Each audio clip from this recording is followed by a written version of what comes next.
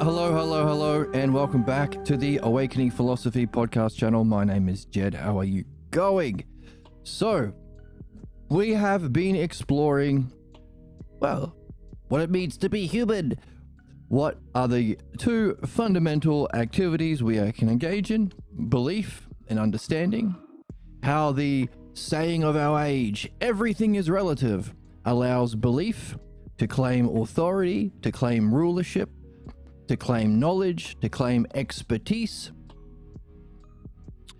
We have discovered that those things are all the domain of understanding, and if we allow believers to rule, they not only do harm, but because they can't do good, they take what they can do, their ability to see people suffer at their hands, as what it means to be knowing. Sadism. So we've discovered the root source of the disgusting aspect of human nature we call sadism. We've discovered the source of human injustice that sweeps death and destruction across the realm, and it seems to have at its source this idea that everything is relative. What seems nice and polite, it allows everyone to pretend to be knowing. It's my truth. It's my religion. It's my political beliefs. But it gives rise to the activity that is the most harmful in our species, racing us towards our extinction.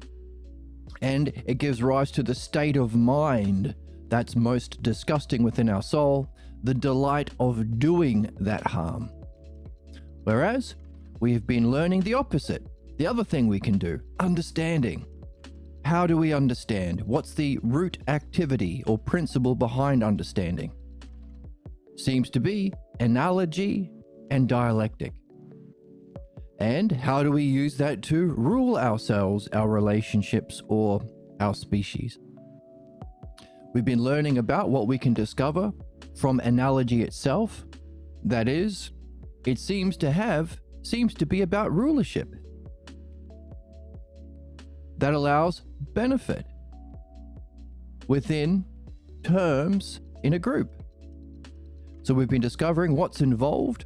Therefore, if we were talking to a politician, we might say, oh, do you meet this criteria? What makes you different from some other personal belief dude? So we've been discovering what that is.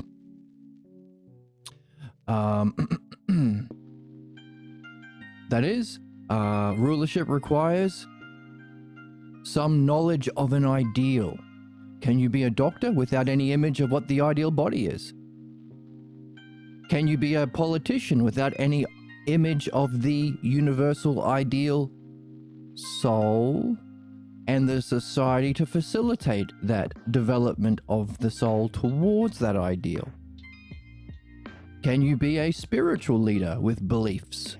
Or do you require knowledge of the ideal of the soul and its development towards the ideal of the divine or mind itself, which is eternal? Can you be a capitalist, or can you rule our economy without, again, an image of the ideal human soul that the economy is supposed to serve and benefit and facilitate the conditions for its development, and an understanding of the ideal economic distribution of resources and wealth to facilitate that? Currently, we say no. Just have good vibes. Or, because politics, religion, and capitalism, we do not demand that as we do of medicine. We demand an ideal that doctor has of the body. Pilot, the ideal of how to fly a plane. Mechanics, the ideal engine, etc., etc., all other professions. It allows us to be manipulated by those who say, vote for me because I have your beliefs. We've seen that with a guy in American politics like Graham Plattner recently.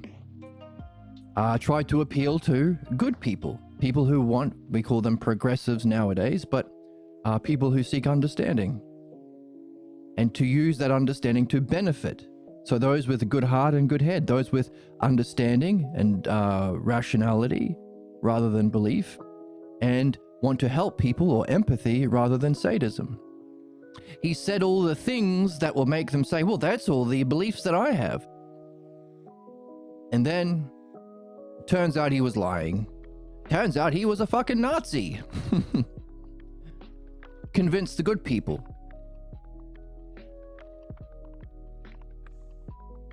So, not only do we need to understand what's involved in rulership and qualification and expertise, we have to understand what we need to put in place so that they can't just lie. So that the worst people can't appeal to our beliefs and images and say, just trust me, bro. Just have hope. That's Donald Trump, right? Hey, I'm gonna fight the politicians. Don't we all know they're corrupt? Yes. They're all lying? Yes. They're all scamming us? Yes. I'm not a politician. I'm an outsider. I'll change things. All right. Oh, but now I don't want to. Is there anything we can do about it? Is there any standard to know that he was legitimate in the first place? Is there any standards, laws, policies in place so that they can't just change their mind, or just give up, or just sell out, or be blackmailed by some whatever, or be bribed by some lobbyist group? So even the best people who do not offer an alternative to make sure that they will rule by understanding and knowing, they will always rule to benefit, despite the ups and downs they go through in the human experience, the standard will always stay the same. For example, a doctor always has to follow the Hippocratic Oath to benefit the patient and not himself, even if he's having a bad day. A politician could have a bad day and, well, these leftists let me down. I'm going to pass a law that hurts them for my financial gain. Doesn't matter what your beliefs or opinions are. That's not what we pay you for. We pay you for your understanding and insight of the ideal and your ability to facilitate our transition to that ideal. That's all. That's it. I don't care about your beliefs or opinions or whims, anything like that. Because you can just change your fucking mind. Like Plattner. Like that ogre guy, Fetterman. Fetterman is another recent American politician who said all the right things to appeal to the opinions and beliefs and perspectives of the progressives, and then as soon as he got into power, fuck you. Murder the children in Palestine, sell out to the fascists, build those surveillance systems, data banks, send weapons to Israel to further entrench themselves in their own sickness and sadism, and murder the innocent people of Palestine and Libya and Iran, Lebanon.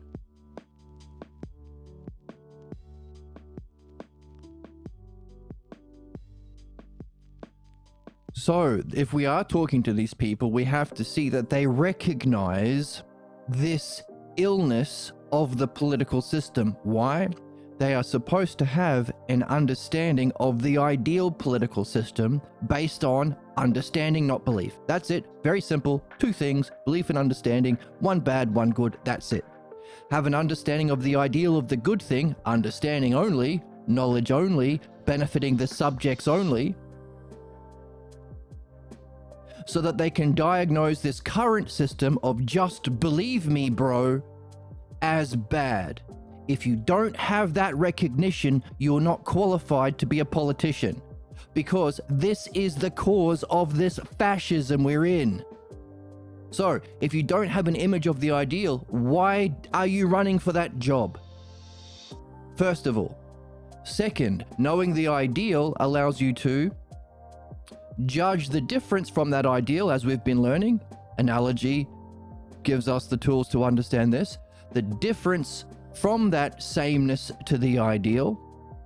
So you can prescribe this. This is a sickness. It's all relative, or belief, the root cause of human injustice within the soul, sadism, and injustice outwardly, death and destruction, inequality. That's what we use for politicians. That's a sickness that causes all sickness. That's got to change. Because I could just be lying to you, or I could just change my mind tomorrow. Unlike a doctor or an architect or even a fucking plumber can't just change his mind about how plumbing works because he's having a bad day, or because someone comes in and says, I'll give you $1 million to pretend that plumbing works in a different way. So, understanding of the ideal, well, knowing of the, we use the word knowing to apprehend it as a whole. That's what knowing means, apprehended as a whole understanding, to be able to understand its parts and aspects, and to judge sameness and difference.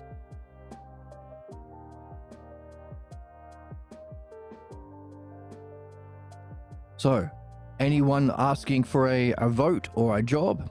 What's the ideal of the human soul, such that you can judge differences? Second, what's the ideal of the human society to facilitate that growth and development while protecting the planet and environment we live in?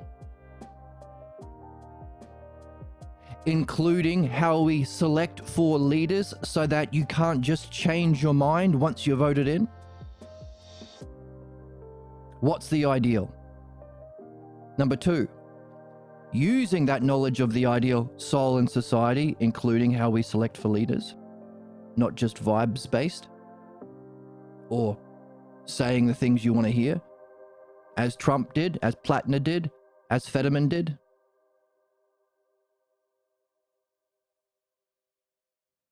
Now that you know the ideals, or, oh, by the way, important question. Where did you learn them?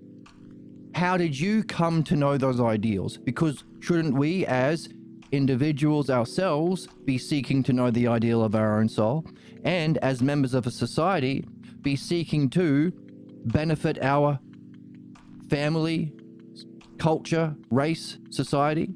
In other words, morals and ethics. So if you've come to understand the ideal of the soul and the ideal of the society that facilitates that, how did you come to know? Who was your teacher?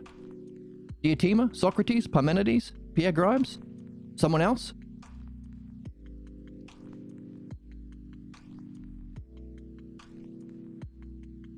Maybe you haven't reached that ideal, but you are further along than everyone else. In that, simply recognizing that there is an ideal of the soul and an ideal of the society places you above 99.99% of people. So, we want you. But, are you able to recognize where you are at relative to that ideal of not just knowing the ideal, but having mastership, understanding it, functioning through it? So, where did you learn it? How close are you to it?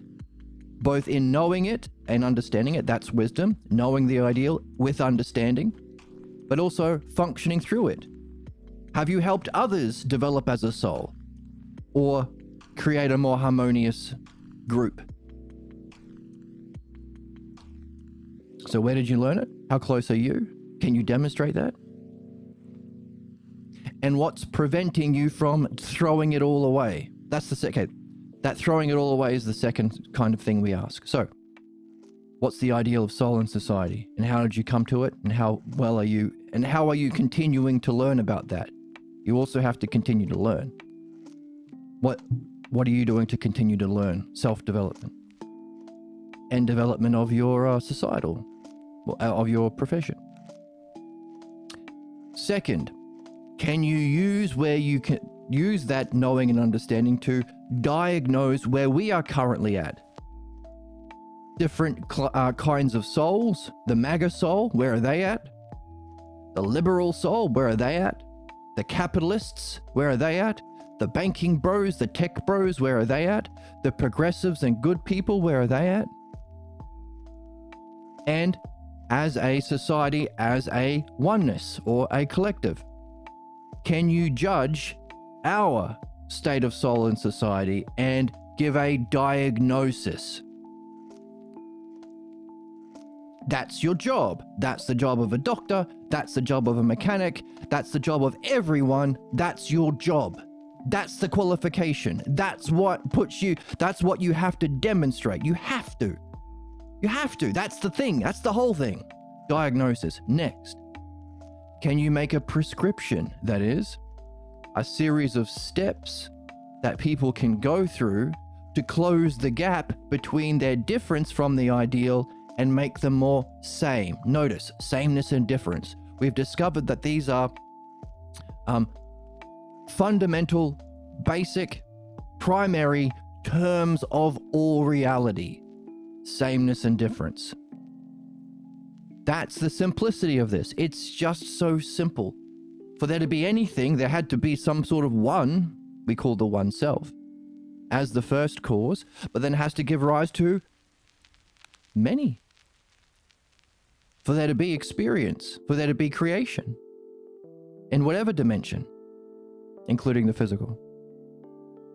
So therefore, one and many. Oh, that gives rise to a string of terms. Many parts. One as a unity or wholeness or oneness. Whole and part. Sameness and difference. Like and unlike.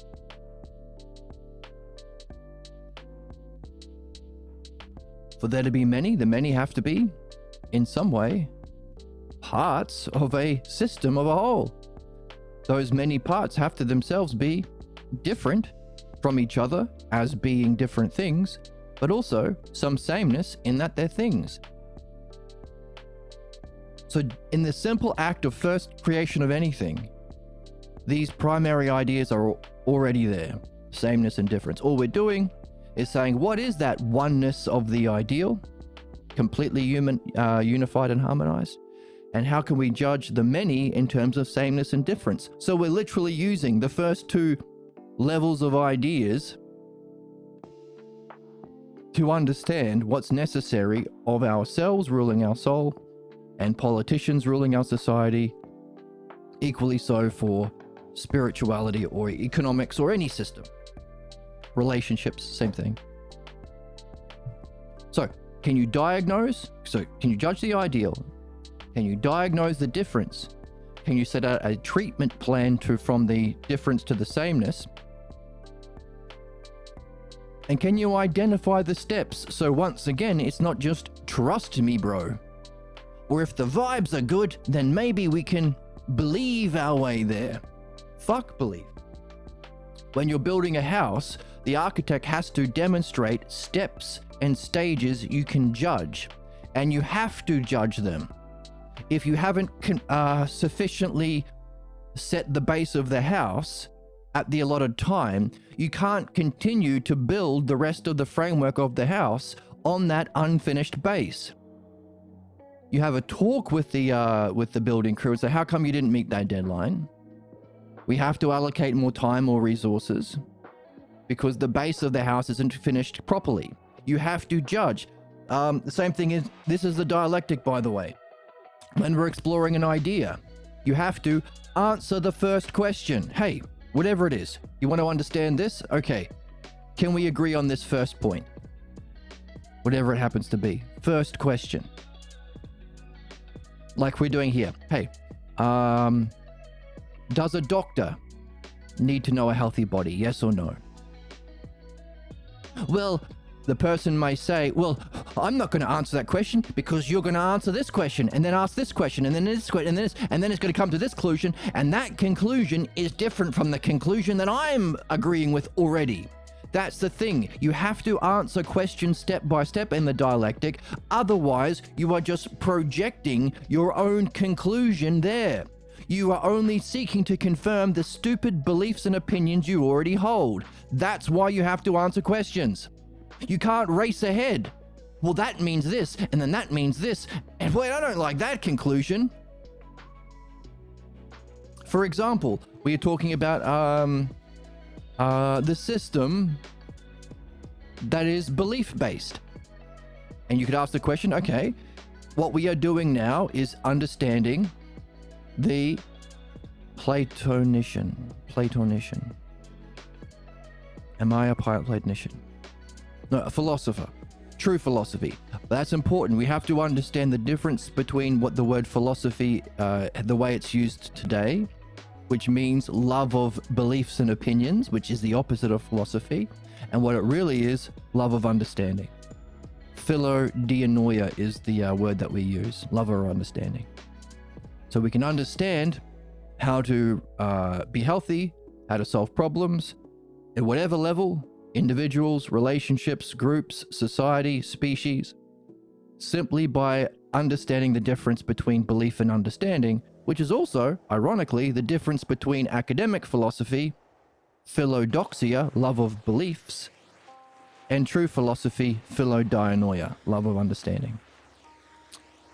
Kind of a lot of points at once. If I was talking to you one-on-one, I would guide you step by step through each of those points to make sure you're following. So I apologize for having to just answer it blatantly, which may or may not help you. But you asked. So, to recognize that there are standards of not just believe me bro, Donald Trump politics, or Fetterman, who can just lie. Someone might say, well, I don't understand. You'd have to say, okay, start. By the way, could that politician be lying? Yes or no? Hang on a second. The person may say, I'm not going to answer you because the answer is yes. But then you could probably ask this question and I don't agree with that. And then you probably ask this and then I wouldn't agree. And then you come to this conclusion. And that conclusion that I imagined you would reach is different from the belief I have. So fuck you and fuck your question. That's the response most people have to the dialectic. They interpret the conversation with themselves. They don't answer the question step by step, being guided by the person asking. Can you imagine? Analogy, we're using an analogy now. Going to a doctor's office with a broken arm, and the doctor asks you a first question. Hey, does it hurt if I press here? Well, I'm not answering that question. I reject your premise. Blah. I am the one in charge. That's stupid. You have to follow the guidance of the questions of the physician to see what he's seeing. Now, as you go through that and come to the conclusion, hopefully he's asked you step by step, so you can say, actually, no, it doesn't hurt there, it hurts here. Or actually, it didn't happen when I was playing football, it happened when I fell off my bike. That's the point. You don't have to agree with them. Every step you raise your objections, so long as you are seeking understanding and truth. In the chat, Honey Pie, it's exactly what Platon explained in The Republic. There are 2,500 years difference, Doxius. Yes! Very good. Yes. Exactly.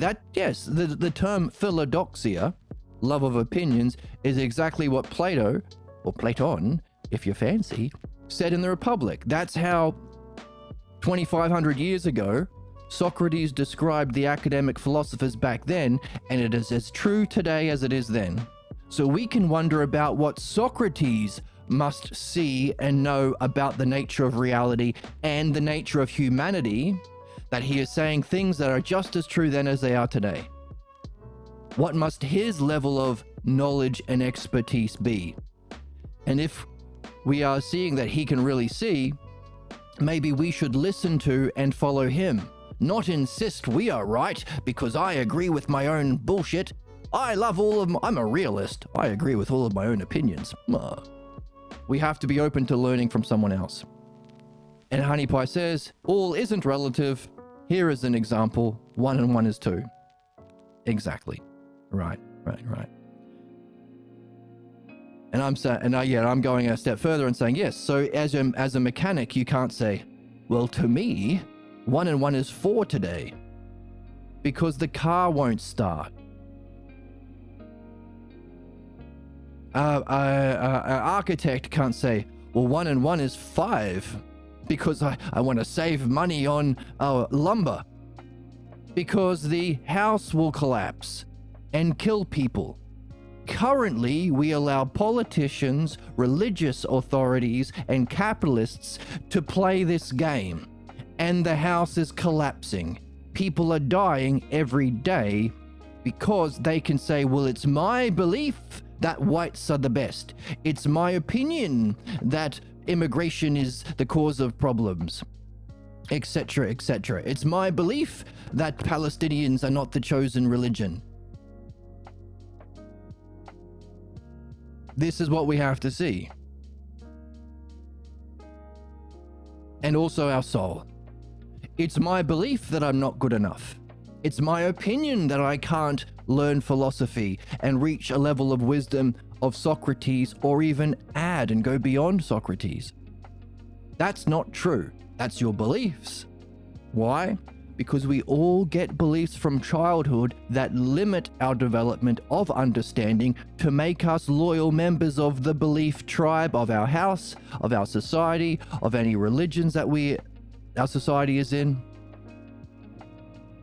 That's our unsuspected false beliefs that we allow to rule our own selves, called the pathologos, that we have to surface and address with understanding to free ourselves from our problems and free ourselves to go on to address the truth and develop understanding, which we're doing here, making it difficult for people to get into this channel, but it's the absolute most bestest thing worth doing.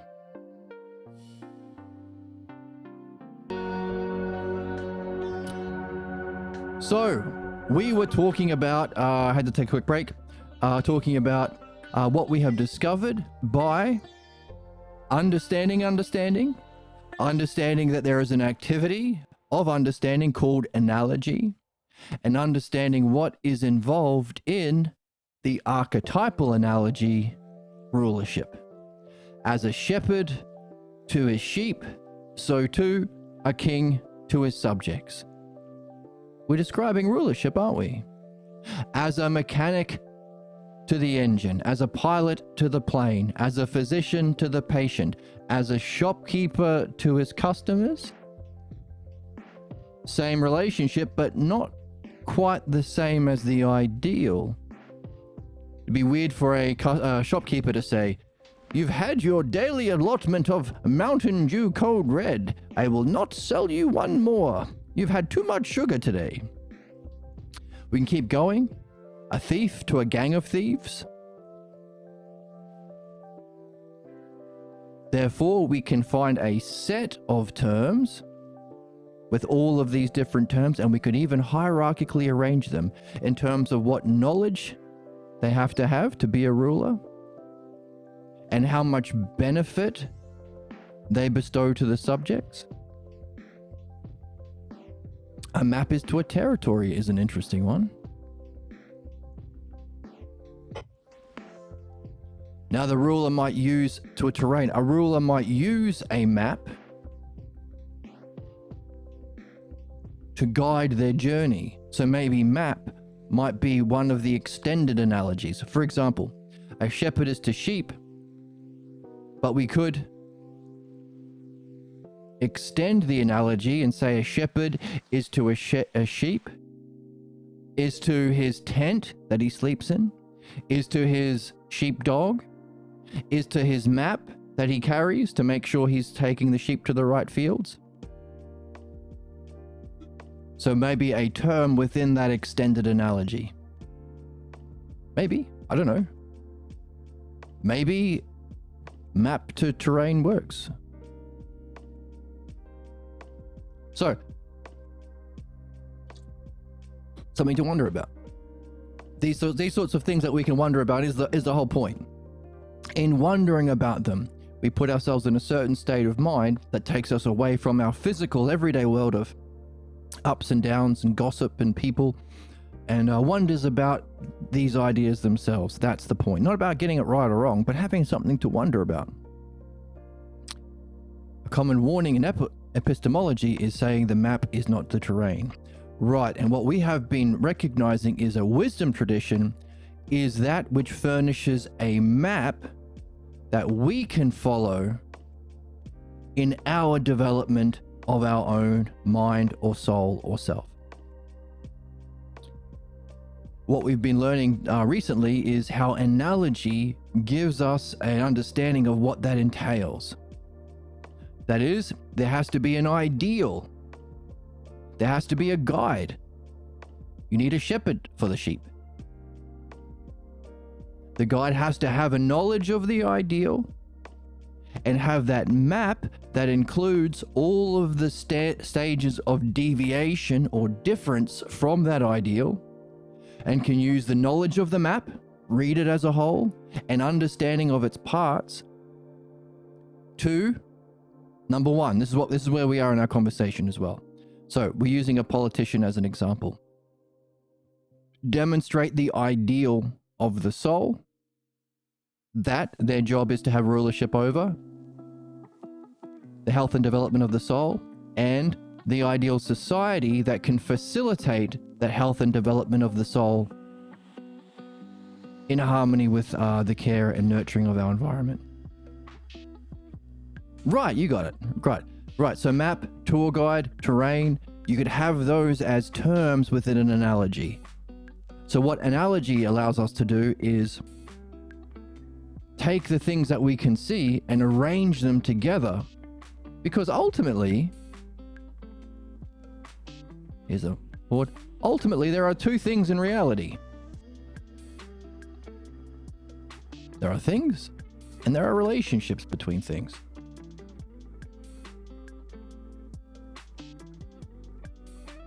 What analogy allows you to do is take those things. We have a map, we have a tour guide, we have the terrain, and how can we arrange them in an order? What's most important? Do we need some sort of tour guide first, maybe? Does he need some sort of map? So there we have a way of arranging these terms and their relationship. There's a relationship being expressed here. There is some terrain that he navigates. Then, I don't know how to spell terrain, T-E-R-R-A-I-N. There might be some party members that he is guiding. So we are arranging these relationships and terms. That allows us to bring, to solidify in our understanding the things and relationships in a set. This is called a set. Now, analogy also allows us to explore what we don't yet see. So you may be a tour guide, but you want to become a politician. How can we learn about what is involved in being a politician? We can say, hey, we don't just compare relations and things within a set, we can also compare sets. Set one, what it means to be a tour guide, is to set two, to be a politician. That's a higher, so the fancy word for that is anagogic. Tour guide. To move upward to a higher state of being. But notice, the sets become the terms.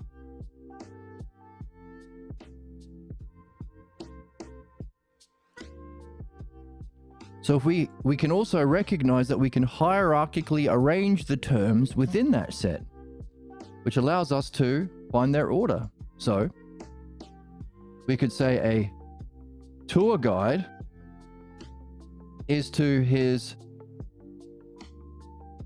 party members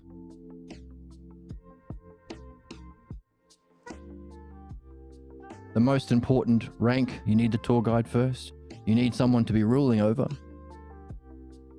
That could be, by the way, you could be the only party member That's important because what we are learning here is how to guide our own soul.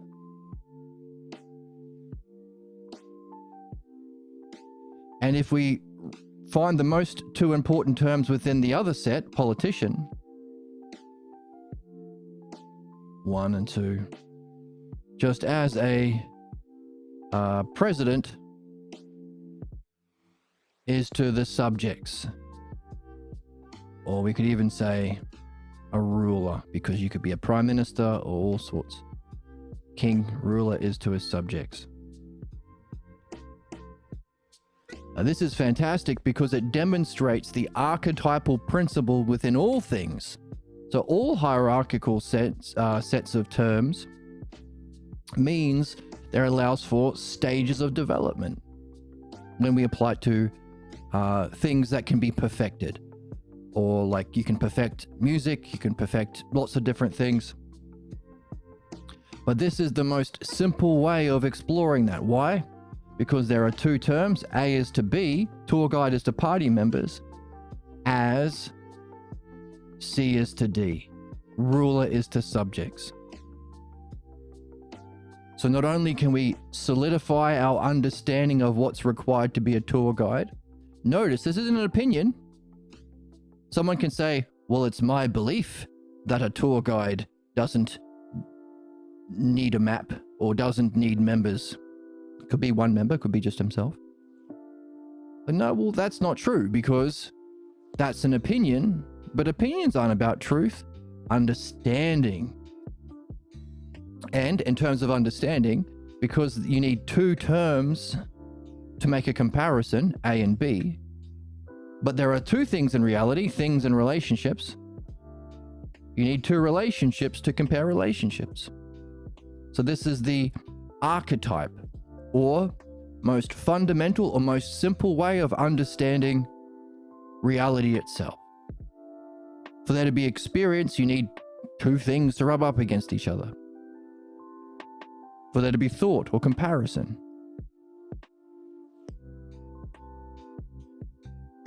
So this contains within it the basic principles of, as we saw earlier in the book, math, logic, experience, understanding. And also it's where we get our similes and metaphors from. I might want to check out a paper, oh my goodness, on archive real quick. It was trying to wrap my head around what you were saying last time I was here. And I stuck around because it felt like it was intersecting with my existing self-directed work. But the problem was I was having with the linguistics. You might be able to tell me from your side if it intersects. Yeah, you can't send links on the chat here, but if you join the Discord, jump into the chat there and send a link and I can have a look at it. If yeah, I mean, if you're thinking about what we're doing here and you're applying it to yourself, that's fantastic. Yeah, so send it in the Discord, because I can't see it in the chat here. So what we can see is if we jump across, that's called an invertendo, and say, hey, a tour guide is to its party members as a ruler is to its subjects. You can make a simile or a metaphor by jumping across and saying, hey, your tour guide is doing really well.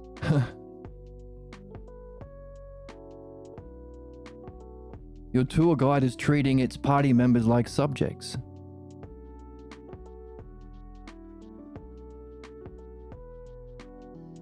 You party members are like subjects. That's an analogy. Like. Or you might go backwards. You might make an insult.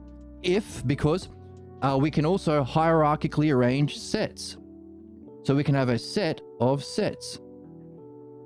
We could take all of the systems of things or relationships and say, make a standard. We'd have to ask the question, what's the ideal? Different color. What's the ideal? No, not that one either. This one. What's the It's the same as before. What's the ideal? And then, how do we rank the different sets? Set 1, set 2. For example, would you be insulting a ruler to say he is treating his subjects like simile? Or a metaphor is just saying they are the same. Your subjects are simply party members on a tour. Tourists. You're subjects of your... So if you were to say, hey, the citizens of your society are just tourists, you'd be insulting them, wouldn't you? You'd be using that analogy to say they don't have a civic duty. They don't care for each other. They're all scamming for themselves, or they're just extracting for their own benefit like a tourist might. There's no ethical responsibility. So the point you're making about how well any of these terms are, you make that point through analogy. But to say that you are saying that they're doing badly means you are saying that there is one set that is higher than the lesser set. To be a tourist is not as good as being a citizen. Otherwise, it wouldn't be an insult. Now, it's not just an insult. You're making a specific point through analogy. Our job is to create these analogies to make our points, and when we're reading these texts and looking at our dreams, find the similes and metaphors that are being sent in the book or in our dreams, and find the missing terms. By using these analogies and finding what's the archetypal analogy behind that person's thinking. Why? Because that's how we get the message. If our dream is saying, hey, you're treating if you were a ruler of some kind, and your dream was saying, hey, look at all these tourists running around your castle. Your dream might be saying that. To get the message, we have to find out, hang on a second, what are all these tourists representing?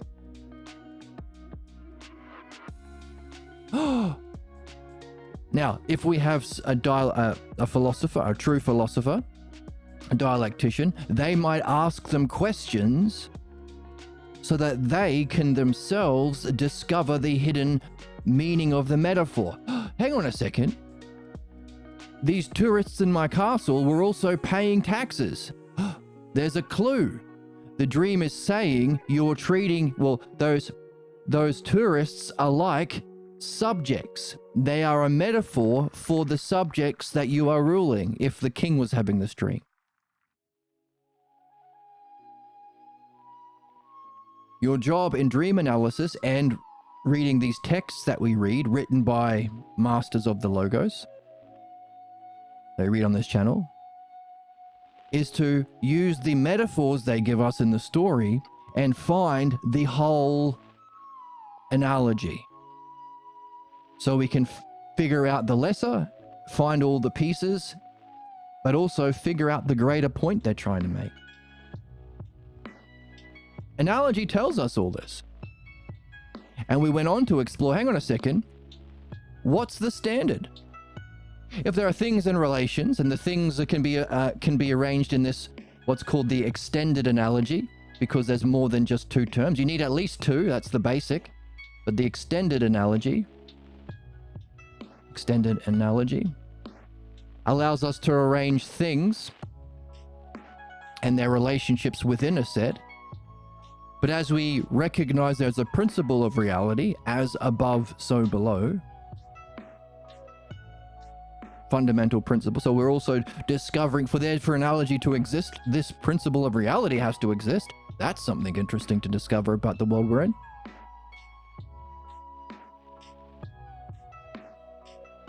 We can also make comparisons between sets. But if those comparisons and the analogies are used to say someone's doing really well, you're really caring for those members of your party. You're really treating them like a king would his subjects. No, party members are like great citizens. That's an analogy. That means that we can arrange all of the different sets in reality in some sort of hierarchy, one better than the other. So we can ask the question, what is involved in the ideal? What's involved in this ideal? The set of all sets.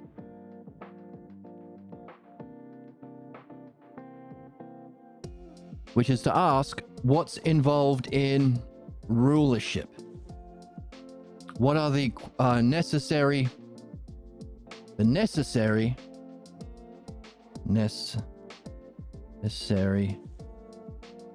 qualities or aspects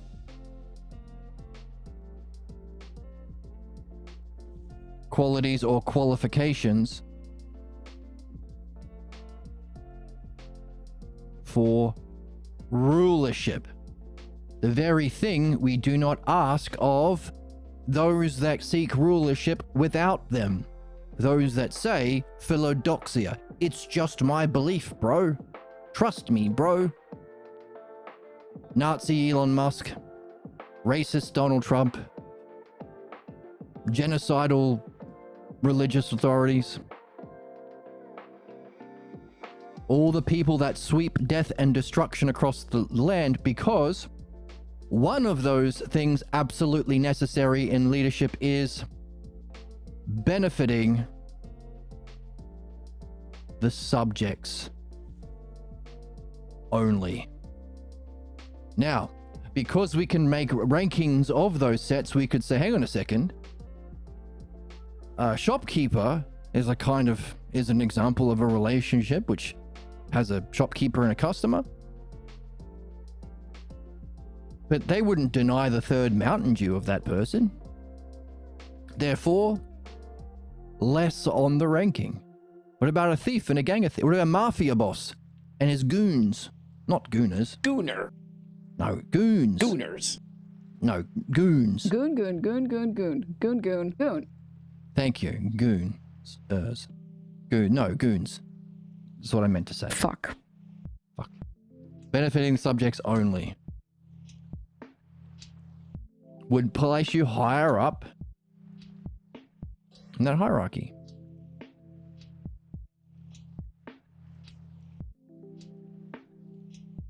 In order to benefit, what have we been discovering that we should ask of any politician that we may talk to or that wants our vote? I've been talking about the same thing all along, just different dialects. Exactly. That's the point. Because this is universal. We're discovering that which is inherent to reality. So it's not a matter of our different opinions or beliefs or cultures. So we can say it in different dialects or accents or languages. So what have we discovered? We've discovered to benefit, you have to have knowledge of the ideal. Politician wants your vote. Can you demonstrate knowledge of the ideal? What are the subjects under a politician? Souls. And what does he use to allow for the benefit? He sent it on Discord. Thank you. I'll have a look at that after stream. What does he work with also to facilitate the development of, or the benefit, or benefit meaning the development through, so it's not a strict hierarchy. Anyone that says you people are less than those people and you have to stay that way. Workers are not billionaires, but only the Epstein class can be billionaires. Billionaires get to own all their houses. You get to own none of their houses. Billionaires get to enjoy food every day from the nicest restaurants. You have to make bean burritos if you can afford it. Billionaires get health care. You get to fuck off and die. That's the corruption of the natural law. Why? As this is the fundamental relationship within reality that's necessary for the development of anything within a developmental system, we can call it the natural law. We have to make, and by the way, that's the story of Prometheus stole the arts. So the art is using this position of rulership to benefit the subjects. That's what it means to have an art. So art isn't just pretty pictures, but how can you use pretty pictures to relate to those who consume your pretty pictures to help benefit them? Different standard, isn't it? That's what an art is. So the development through through the order of terms,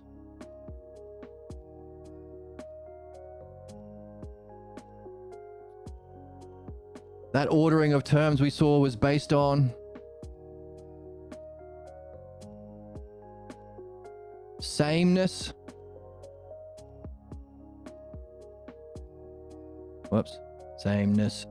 Sameness to the ideal that they have to know about, and their difference from it, difference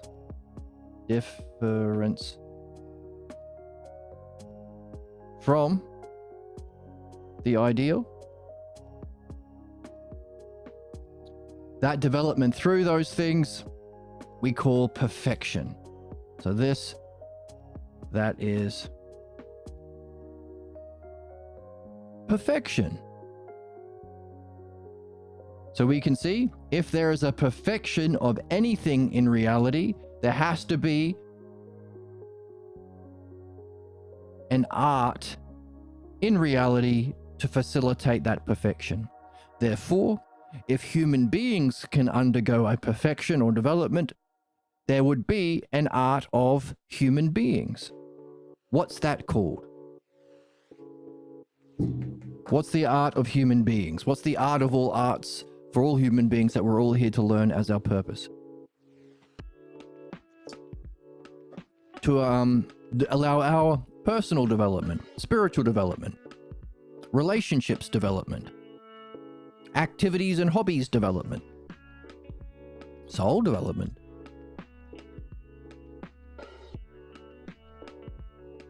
To be able to judge that, we're looking for the art of all arts, which means we have to finish figuring out what qualities qualify for rulership. You have to have a knowledge of the ideal. You have to be able to therefore use that knowledge to judge. To judge. Don't judge me, says those ignorant people. Absolutely judge. That's called a diagnosis. So can you judge? In other words, do you have in your mind this structure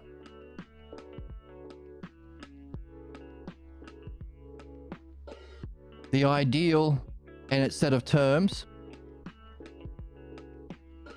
of the soul and societies, so that you can diagnose where your current society is at, Mr. Politician. Diagnosis. And then from that diagnosis, can you offer treatment plan or prescription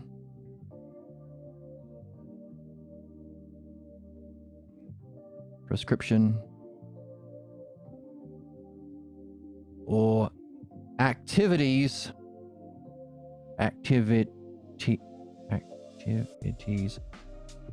for treatment in a treatment plan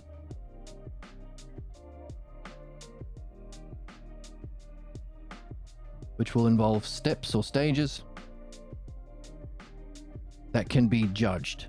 In other words, Donald Trump said all of the things that people wanted to hear. defeat establishment, put an end to corruption. Did he make clear the knowledge of the ideal? No. Did he make clear his diagnosis of the sameness and difference from that ideal? No. Did he make clear a objective, testable, verifiable steps and stages? Steps and stages of the activities that we would go through as the treatment planned to address that ideal? Nope. Is this necessary for everyone else that you hire? This is my idea of the house, Mr. Architect will say. This is where your house is currently at. These are the stages we'll have to go through. By the way, what we're seeing is this is also the dialectic. Someone is confused about someone who has a differing opinion. They have to go through stages of questions and answers to explore that idea, requiring a ruler. If someone says, okay, are you happy with this idea? Yes. And then this idea? No, I'm in charge now. I want you to convince me. Had that experience recently. It sucks. People think that, well, I don't agree, as if that means anything. If you want to understand, this is what's required. Someone asking the questions, the dialectician, you following the steps and stages, honestly answering. You don't have to do anything. There's no qualification needed to be a subject, only honesty and a genuine desire for your own perfection or benefit. Each one of those stages, you give an answer, and then the answers are judged. Are you being honest? Are you going off on a tangent? Are you having a hissy fit? Are you trying to be cruel and sadistic because you are not wanting to learn? Judge the answers, ask the next stage. Therefore, if the dialectic is how to explore ideas, and these ideas of the ideal and the ideal of what qualifies applies to anything, politicians, kings, rulers, spiritual figures, could we say therefore, Philodianoia, the love of understanding, what we are doing here, understanding itself, and its activity, the dialectic, is the archetype for all arts. Anyone has to be able to understand and think, be they tour guides, shopkeepers, or kings. The way that you explore ideas and think to apprehend the ideal is the dialectic. So is the dialectic, therefore, the art of all arts that we all, not art of all arts in an exclusive way, only the best should learn it. No. It's required for everyone because it's thinking itself. To be the best shopkeeper, you have to recognize this. To be the best king. So the dialectic is the art of all arts that is also has the scope over all of the arts, meaning everyone should learn it. There's our moral and ethical responsibility, moral to ourselves, ethical to our community. To learn the dialectic and practice it whenever we can.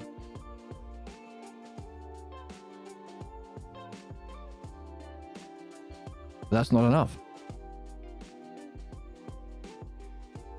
Because in the human condition isn't just stages of development like building a house, because it is required scaffolding to view interdomain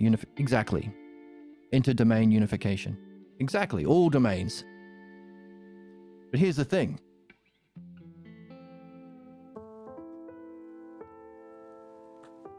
Let me crack open a beer. Just kidding, it's just a soda. Here's the thing.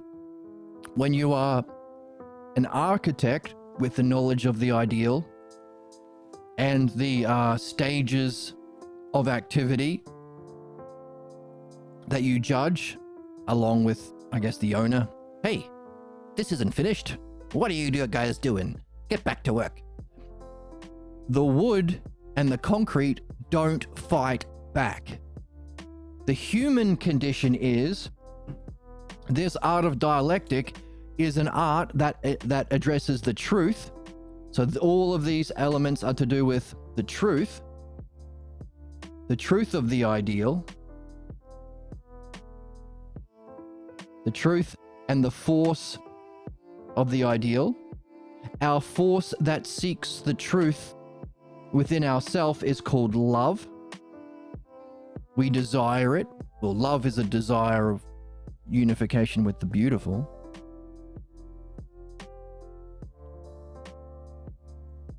That's why we say love and logos in relationships, because this is all of this is understanding, which is following the logos, following the inherent understandability. If you participate in the dialectic, analogy, and reason, you are following the logos. I know logos is a funny word, but we don't have an English word that means the inherent intelligibility, order, path, and guidance of everything in reality. We need the word logos. I know it's a bit weird, but just because it's weird doesn't mean it's bad and scary.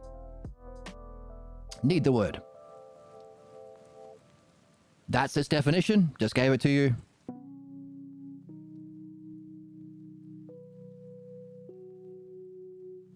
That's our job, to discover it and follow it. Which also involves discovering the other aspects of intelligibility. Beauty, symmetry, order, coincidences, beauty and symmetry through time.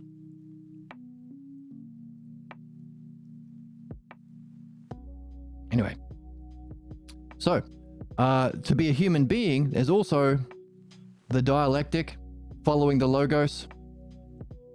The dialectic, of course, is the questions and answers, allowing us to apprehend the... Make it a bit thicker. That's what she said. Suck my dick, hello? Hello, hang on. Bitch. Dialectic and analogy, which is following the logos. But hang on a second. The that which brings us or forces us, we don't have a mapping for Ubuntu either. What is Ubuntu? Ubuntu. Oh, maybe I shouldn't say it if I don't know what it means. You could be making me say a slur in another language. What does that mean? I am because we are. All right. From like cultures that are less individualistic. South African. Right.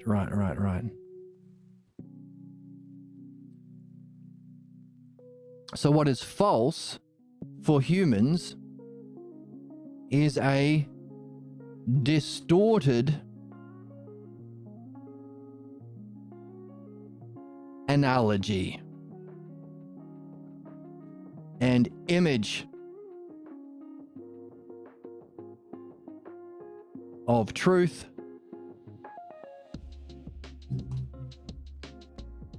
distorted in that we call belief.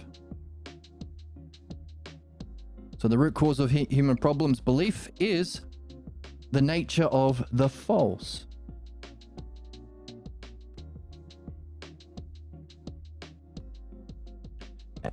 So it's an image. Why? Because you didn't learn it through reason. This one. People don't logic their way into stupid positions. They stupid their way into They stupid their way into stupid positions, not through logic. That's why belief comes from an image. And the distorted analogy is, as my home was to my self-development, A is to B, so too not development, not a moving through a hierarchical stage of perfection, the literal meaning of all things in reality, because all things can be arranged within this set and analogy, the set of all sets. Everything that's anything can be ranked hierarchically in stages of development towards the ideal from which it originated. So we call it the first and final cause, technically, the oneself. Nope, no development. A is to B as my home life was to me as a baby, blocking my logos, so too the world is to my development. If I spoke up at home, I'd get a quick slap across the ears. Therefore, if I speak up in life, I'll get put in jail. I'll get fired. I'll get a slap across the ears.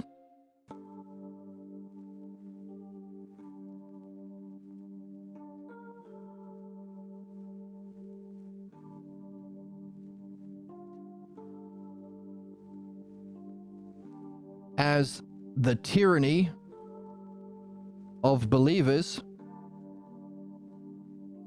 in home to stop my soul's development through the logos, so too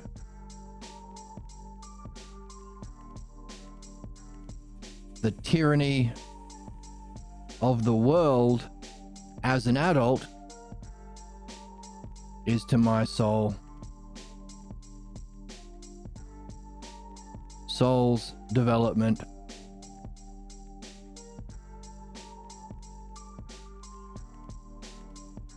via philodianoia, true philosophy, what we learn here through learning how to read and understand understanding. Dianoia.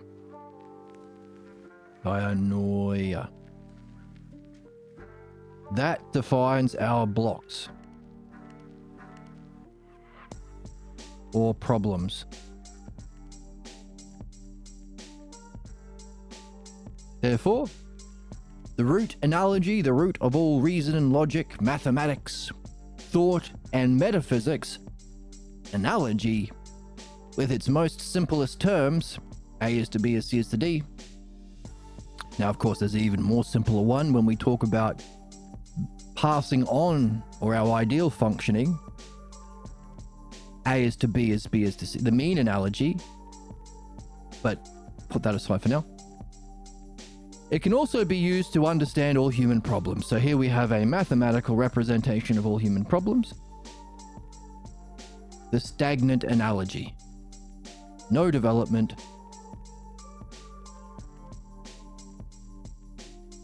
No development.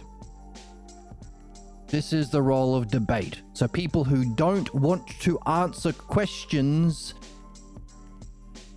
truthfully, to follow step by step an exploring of an idea to a conclusion, this is what they are doing.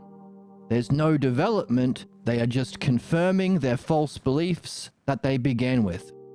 Therefore, instead of arguing with those morons, if you can catch the state of mind that they're in, avoid that, because they will feel like they've won by defending their ignorance, further entrenching their soul in their stupid ass beliefs, because they've defended them in a debate. No development. That's the role of debate. Let me defend my opinions and debate. I'm just giving you some pushback, I heard once. I'm just pushing back. No, you're fucking not. You are debating your stupid opinions instead of following the dialectic. As the debate is to dialectic, so too ignorance is to wisdom, so too philodoxia or academic philosophy is to philodianoia, true philosophy. The debate. That's the stagnant in terms of development, or redundant in terms of mathematics. analogy. A is to B as A is to B. Now you might notice, in chat, performative appeals systems. Ooh, that sounds interesting. Can you say more about that? Can you put more words on that idea? That sounds good.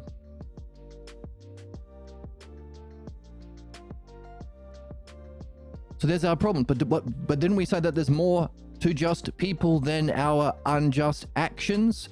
There is an unjust way of being. Notice, state of mind and functioning. We have our state of mind, we have a functioning. Just as in rulership, the ideal state of mind, or the ideal, is held as an image. A doctor may never ever see a healthy body. There isn't a literal healthy body, but it's an image that can be apprehended in the state of mind of the doctor. And there's an activity. The ideal state of mind, we are discovering, we call knowledge. Nous in Greek. The ideal state of mind. That's the peak experience. When it's experienced, some people call it the brilliant light of being, or the enlightenment experience. What we saw is it's the turning point in Jesus's life in the Gospel of Mark. He has a brilliant light of being experience on some mountain, and various things happen. We have read in the book other modern examples of people in this state of mind that also manifests as a light emanating from them, physically, can be physically seen. Ideal state of mind. And our ideal functioning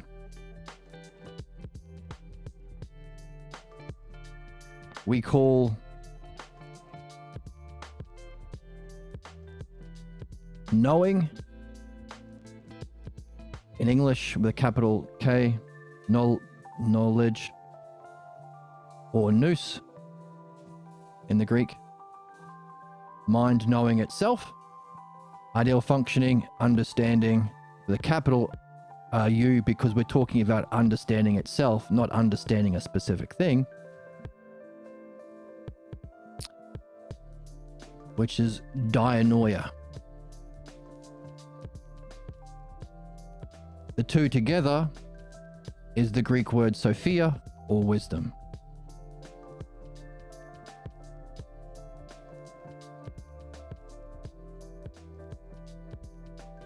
So you were in the chat. So we were talking about people arguing on stale premises and unwilling to update whatever counterfactual is presented. Yes. Yes, yes. A performative appeal. They are performing for their group clan. Look at me, a loyal Christian, attacking someone and defending the faith. Notice, the Christians don't develop. Whatever bullshit nonsense they were taught as 4 years old stays their whole life. It's all performative. It's all images. It's all appearances. It's all pretending to be wise. The guru, because the word we use for someone who has this level of mastership of wisdom and uses it to benefit their subjects, the guru. The teacher of the logos, or the master of the logos. You're right, it's all performative. And they get a good, you killed a lot of Palestinians, you're the best Jew, says mummy and daddy when they return home.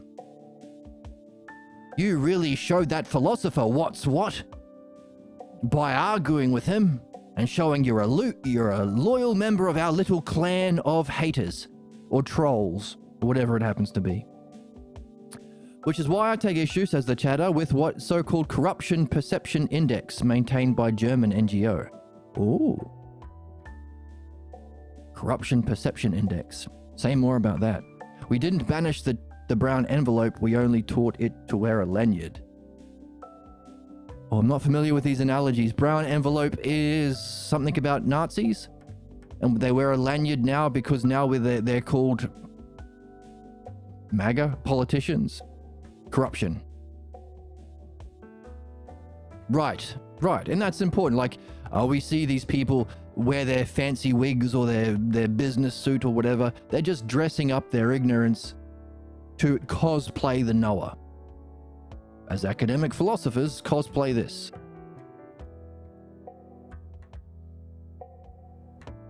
Yeah.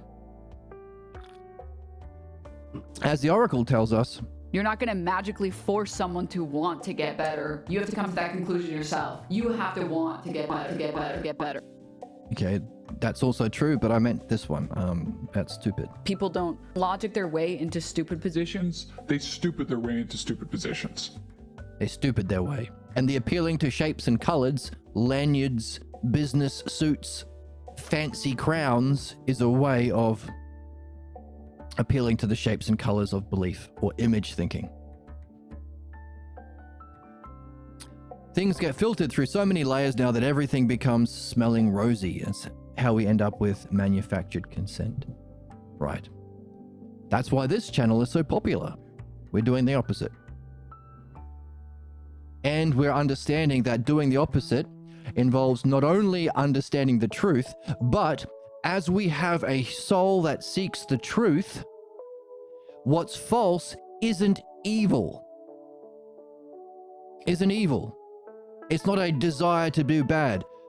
The most dangerous word, which is a certain kind of belief, sometimes called Zoroastrian or behind the Abrahamic religions, is problems are caused by a evil supernatural force called the devil. That's why fascists like Abrahamic beliefs. We're not murdering innocent children, we are defeating evil Hamas. We are not murdering innocent Middle Eastern people, we are evil terrorists. We're not sending people into concentration camps to feed the sadism of the most ignorant people of our society by allowing them to torture and rape these innocent children so that they can be our Nazi foot soldiers. No, we have ICE because of evil immigrants. They're evil. Problems are not caused by evil. That's a fundamental sick false belief. It's caused by that desire to seek truth being corrupted by a desire to seek the distorted image of truth. Meaning, when we move from a sick patient to a healthy patient, the doctor only has to apply his art to the healthy body because we want to get better. You're not going to magically force someone to want to get better. You have to come to that conclusion yourself. You have to want to get better. We want to get better at a doctor's office. The cause of human problems is belief, which is a distorted image of truth, meaning we therefore seek or desire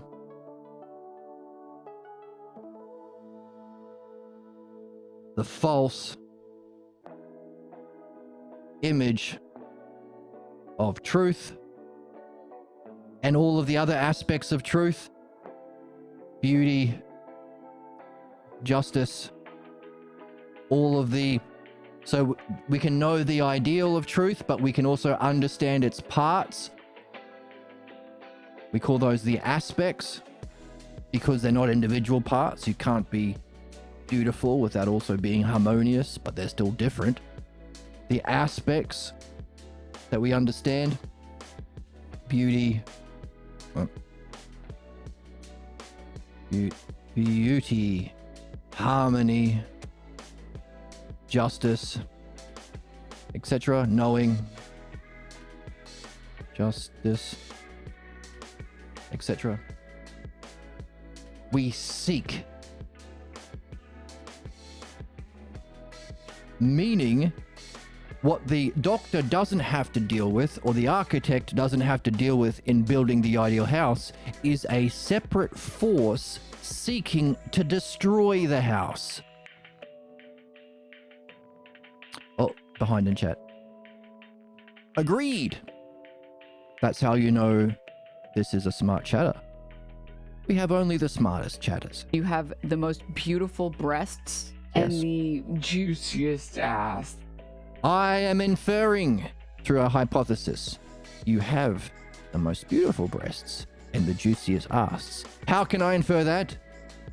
They start their sentence with agree. How else do you know someone is wise unless they agree with me? Agreed. So, agreed. Whoops. It doesn't need people twirling mustaches, only people optimizing for local gain, pushing the mismatch outwards. But there are some that sell it as a means of steering the extraction. Set the gradient, people will follow. All thermodynamic stuff. This is the shape of what is called the prisoner's dilemma. Ooh.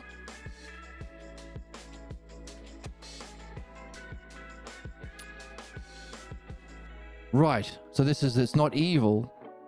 It's seeking what they believe is profitable or beneficial in their own belief system. Right. Whereas those that have governance that over human souls, human beings are the most disgusting, sadistic fucks in the universe. Why? We have the capacity for the greatest excellence in our ideal functioning of truth, which we have called wisdom, or the art of philodianoia, the art of all arts, using that knowledge and understanding in the art of philodianoia,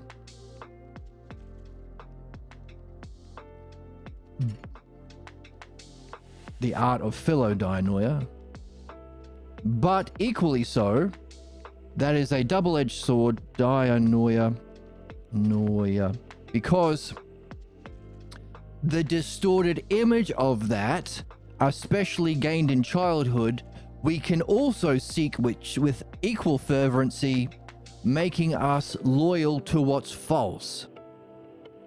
We can be, no animals will pass a pathologos, would want to pass a pathologos, blocking, limiting false belief to their kids, to their puppies, to their cubs, to their kittens. No other species treats each other and the environment with concentration camps, capitalism, genocide, religion, conservatism, allowing the rulers of the tribe to actively seek to hurt people for their sadistic pleasure and personal profit. No other species are so fucked. But we can also reach the fulfillment and purpose of our true destiny, our development to our higher purpose as well. Meaning, those that seek rulership over human souls have to be understanding both. Right, the one that drops everyone else in it gets out with the greatest gain, but everyone else that suffers. Yes, personal profit, treating life like a competition. Whereas this system, when you benefit others, you make them more like. It's like musical chairs. It's a good example of competition. A kid start playing a game, and the one who wins ends up alone. All his friends are out. All his friends are looking at that person like, I don't like you. You left alone. You celebrate your win of a single chair. Competition is fucked. Whereas this system, because we are learning to think like the author, think like our dream master, see what they see, and function in a similar way, it's a win-win-win-win-win. It's a win-win-win. Yes, that's what I said. Well, we still eat bananas. Yeah, we eat bananas. That's true. Other animals have hierarchies, however, no other species as Machiavellian as us. Right, so what we are understanding is what the true hierarchies would be based on. And that true hierarchy allows all of its members to develop or perfect by removing the difference from the ideal and becoming same as that ideal. We can all become excellent. That's the goal. However, because there is a force behind our desire to seek our false beliefs, our ignorance, the inversion of knowing and wisdom, belief and image thinking. Everyone who seeks rulership over human souls, be they philosophers, politicians, economists,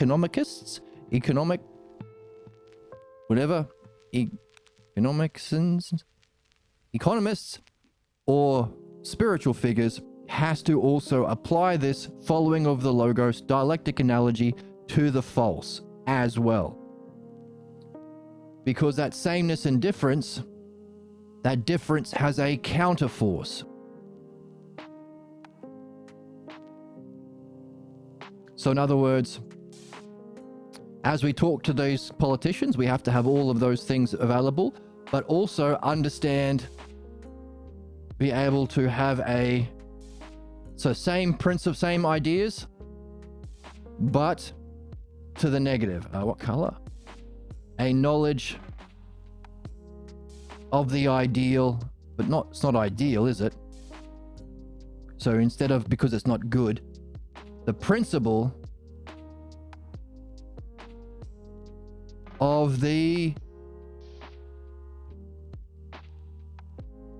this is the ideal knowing and functioning,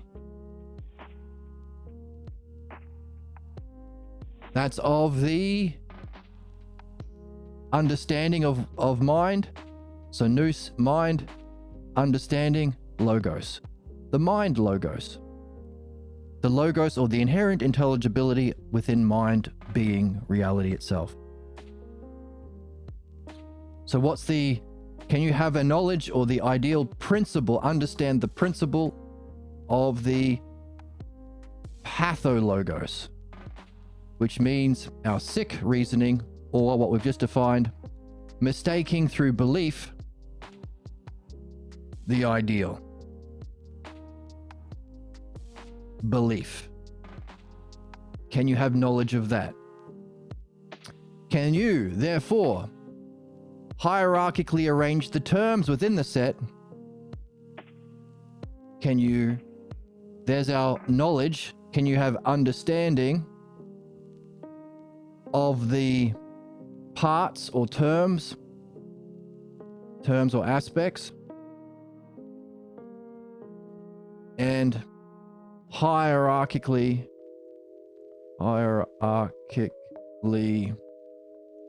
arrange those terms in that metaphor or analogy set, in that set we are learning is the term from analogy.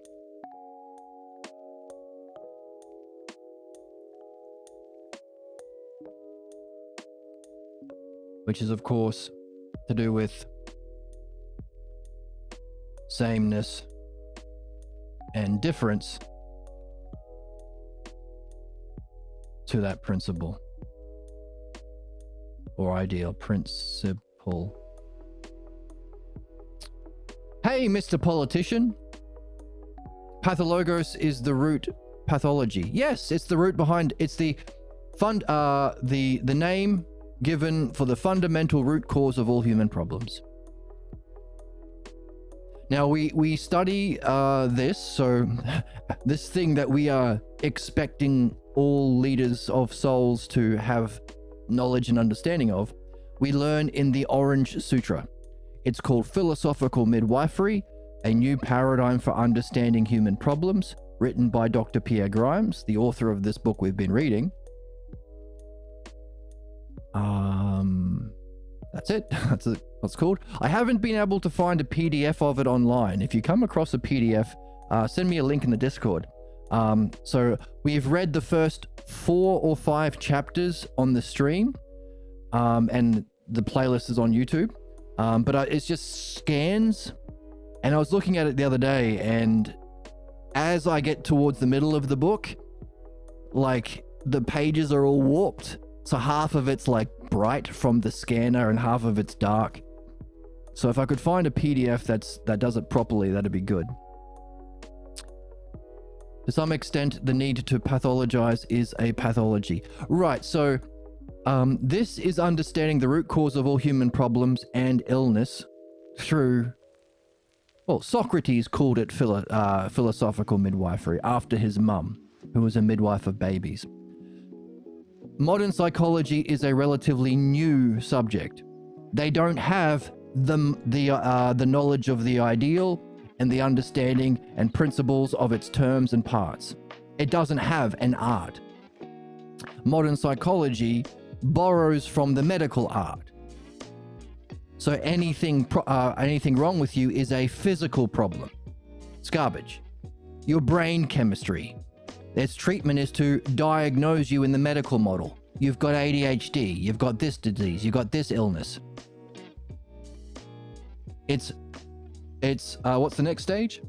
Its prescription or activities is medical, stolen from the medical field. Here are some drugs you can take. So in that way, yes, modern understanding of psychology is itself a kind of pathology, a kind of pathologos, sort of. I mean, pathologos has a specific definition. It's a fundamental unsuspected, because you didn't ask questions, you didn't put it into words, you don't know you're carrying it, it just seems normal. False belief about yourself and reality that motivates your seeing, your speaking, and your acting, and your choice of goals. And what we're seeing is that seeing, speaking, acting, and choice of goals is a fundamental way of being that we are loyal to, that causes not only our unjust functioning in those ways, but our state of being or state of mind. The activity of injustice and the sadism of seeking that within our soul. That's the counterforce. So in other words, Mr. Politician, can you have knowledge of and understand the counterforce of MAGA, of the Nazis, of the billionaire class, of the military war machine that will fight back against you trying to make positive change, development along progressivism, or what it really is, progressing along the logos. Counterforce, which we call the counter-attacks. As you try and do something good, which we've been talking about since the beginning, as I try and talk with my fellow man in a way that helps them explore the ideas that they seem to be curious about, if I think they're genuine, if I think they have a good enough character, they're not going to be an asshole. Shouldn't say asshole. Assholes are important and serve an important function. They're trying to be fuckhead jabronis, and they actually have enough intelligence to answer a few questions. We have to be aware that as we do that, either the influence of their own pathologos beliefs or their friends, if their friends are dicks, shouldn't say that as well about dicks, jerks, there will be a counter-attack as from their beliefs as we do the good thing. If a politician wants to do the same thing to society, he has to be aware of the counterattacks. Because there is a force of the false that a simple physical model like building a house doesn't have. The wood and concrete and bricks of a house doesn't counterattack its own development. So we should draw a line under here.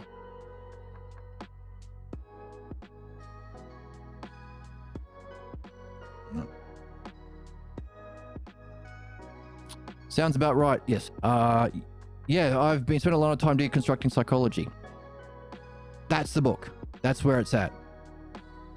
Philosophical Midwifery, A New Paradigm for Understanding Human Problems by Pierre Grimes. You can also find an abridged version that's a bit more accessible called The Pocket Pierre. And it's often sold as a pair on bookstores with its companion workbook, Unblocking. Pocket Pierre and Unblocking is an easier way of getting into it. But yeah, we do read the book on the channel too. We might go back to it soon.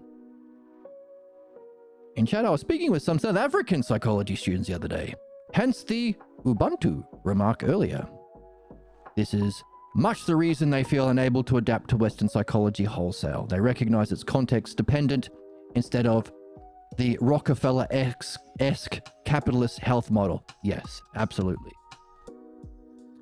Now, this is important for politicians to recognize because not only are they addressing the health and excellence within the individual souls, but because we don't want to solve problems by putting people in prisons for the Rockefeller-esque capitalists to abuse as slave labor.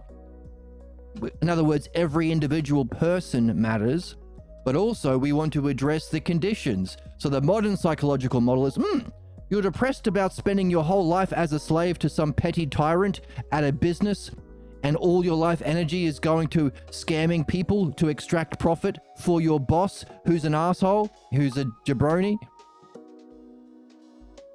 You're sad about that? Well, I think you have an illness. Let me prescribe these zombie pills. Right, so we have to also recognize the causes of the pathologos. Or the conditions for the cause is probably a better way of saying it. The causes and the conditions, you need both. So, Mr. Politician, hopefully you've demonstrated the knowledge of the ideal. You have given a diagnosis of where we're at in terms of sameness and difference through those ideals. Maybe even showing a list or as our friend has been talking about, a map. Low mood juice, yes. Nothing to see here. Yes, well said. Very good. So, a knowledge of the ideal, maybe even a map of terms that you can demonstrate you've understood from somewhere, maybe given us some information of where you learnt this, so we can learn it ourselves and make sure that you're not just a grifter. Can you use that knowledge of the ideal and understanding of its terms to give a diagnosis of where we're currently at? Can you use that diagnosis to therefore prescribe a stages of treatment that we can judge you on, and maybe provide something so that we don't have to just believe you, bro, like Fetterman or Trump or Plattner, who lied to get elected? And we have to just trust the process. What do the Trump people say? Just keep believing, and one day, what do the capitalists say? One day the wealth will trickle down. No. This is called moving the goalposts. Those ruled by belief, which means prejudice, can't respond or have to fight against. It's the counter a force to reason and evidence, the logos. So when here's an example from the book. The end of the world was supposed to happen in Paul's lifetime. Didn't. So they've been moving the goalposts. Oh no, Armageddon's going to come next year, to this day, 2,000 years later. You need to have definable steps and stages to show whether or not you are hitting it or not. What do the religious say? You're having a problem? Just pray harder. It's not verifiable. Just trust me, bro. Politicians, religious, capitalists. Just trust me, the wealth will trickle down. By the way, after it didn't happen, some 30 to 50 years after Jesus died, that's when they made up the Jesus rising from the dead story. If you read a Bible, it will say at the end of Mark, at the crucifixion, "Why have you abandoned me, God?" So it's a tragic ending. Although a tragic story, the lead character realizes that their tragic demise was caused by their own unsuspected false belief that they should have looked at. So it's not even a tragic hero tale, it's a pathetic hero tale. But all of this, and then he magicked away from the dead, he came back to life, stuff was added 30 to 50 years later. This is known as a fact and included as a footnote in Bibles now. this whole Easter story, but it was done in a response to their prediction through belief of the world ending not coming to pass. So it's a way of saving the belief-based tradition, which is a counterattack to truth and changing their mind, which the philosopher and the politician has to be aware of. So the counterforce or counterattack. So, knowledge of the ideal. Let's put it up on the board. So of the true and knowledge of the ideal of the false. Understanding of its terms, hierarchically arranged, and the functioning of those terms.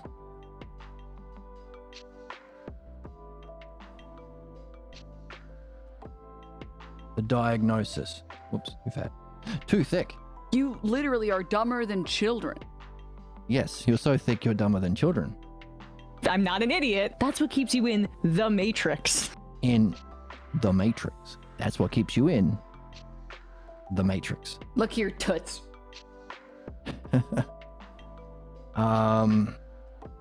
So that we can give a diagnosis.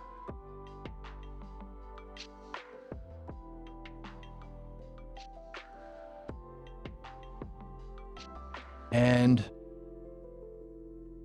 offer a treatment. No color. Steps or stages of action as a treatment plan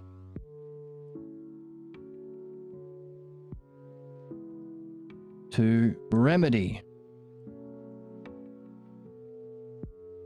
the difference. So sameness and difference we deal with as rulers. Sameness we move towards, and difference we dissolve the influence of or free ourselves from. To remedy difference, sameness and difference. What's the cause of difference? Why do all of these people vote MAGA despite obviously harming them? Why are people convinced to vote against their own interest? Why is there so much genocide perpetuated by capitalism and capitalism? The CCC, capitalist clergy conservatives. And everyone's okay with it, seemingly. Well, people can allow it to happen, send their taxes to it. Remedy difference. What's the appeal? Does MAGA give a belief-based way of being that they can see through easily, even the dumbest people? They can speak, they can talk about what they're interested in. Hey, a lot of MAGA people are very interested in children, aren't they? It's usually illegal to talk about it, their interest in that kind of a way. But if they are saving from the trans, they can spend all day focused on children and what they do in the bathroom and their genitals. Gives them a way of talking about what they're interested in. Gives them an activity to do. Seeing, speaking, and acting. They can go to Trump rallies. It also gives them an easy indication to see who is the target of their sadism and injustice and who's on their team. Are they wearing a red hat and an American flag? Or are they not? Do they have blue hair and carry a Palestinian flag? In other words, they are selling a way of being that they can express what they're most interested in acceptably within the belief clan. Is that offered by the Democrats? Should it be? In other words, are they addressing perhaps movement towards the truth in having progressive ideas, but they are not addressing the conditions and appeals of the false? They are not addressing the humanness. Humans need a way of being, a way of expressing themselves, a way of talking with each other. It sucks as a philosopher that you can't talk about anything because the moment you ask someone a question, they freak out and they start debating their ignorance. But if there was a way of being when we're okay with exploring ideas because we're not afraid of being wrong and punished for being wrong, that would be a way of being where we can connect as human beings. It's always truth and humanness. In the chat, I departed from Christianity a long time ago. I'm aware of few glaring contradictions and they have a real problem when you ask too many questions. Exactly. Any belief system does. Now, what we have been seeing is, in this book we've been reading, and you can find the PDF below, or you can go back to the old episodes on the playlist on YouTube. We have a character named Aaliyah, and she also left Christianity. But you know what she didn't leave? The effect of Christian beliefs on herself, on her soul, on her thinking, and also on her choice of relationships and the kind of relationships she has with that person she thinks is beautiful. In other words, to free yourself from a religion isn't just leaving it. You have to go through this second, or this complementary art to deal with the false. Because whether you like it or not, it will still have influence over you.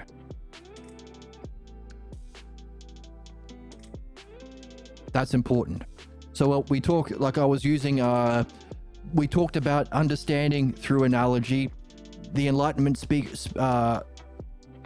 take the relations, not the blind reading. Exactly. So we're talking about the Enlightenment experience of Jesus in the Gospel of Mark. To understand the dude, why he thought he knew it, why he chose Kingdom of God as his analogy, why he was using Jewish language to make sense of his experience of mind and not logos.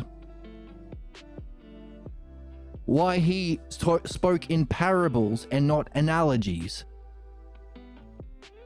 Why he didn't want to share it with other people. Why he imitated Elijah, coming in on a donkey and to be the chosen one. Is it really a prophecy if you're specifically trying to organize your activities to meet the Jewish prophecy?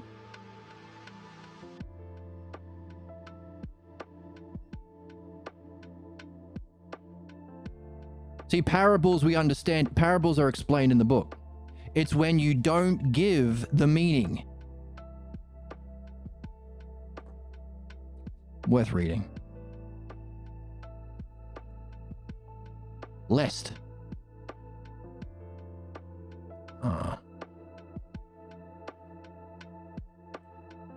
A parable is an allegory. So these terms and relationships that we can pull out and understand an analogy to understand what's meaningful. But the terms are not revealed except to a secret inner circle.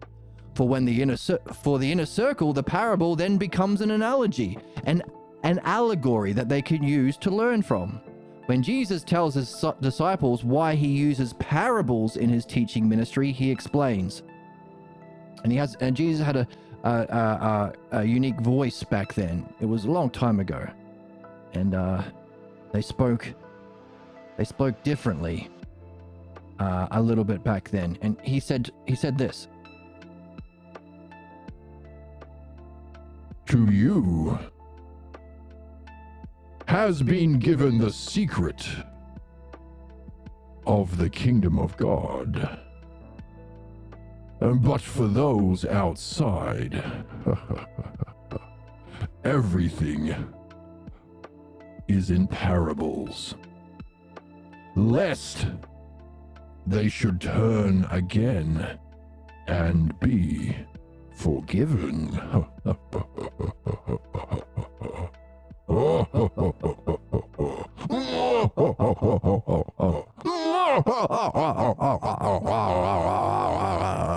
Peter, don't tell them, Peter. So that's parable. And we saw that not only does Jesus teach his understanding, or what he thinks is his understanding, in this way, he also talks about tabernacle. How do you spell tabernacle? Tabernacle? Yes.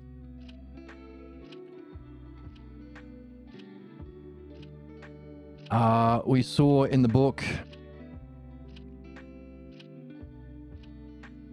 Why can't I find it? Peter.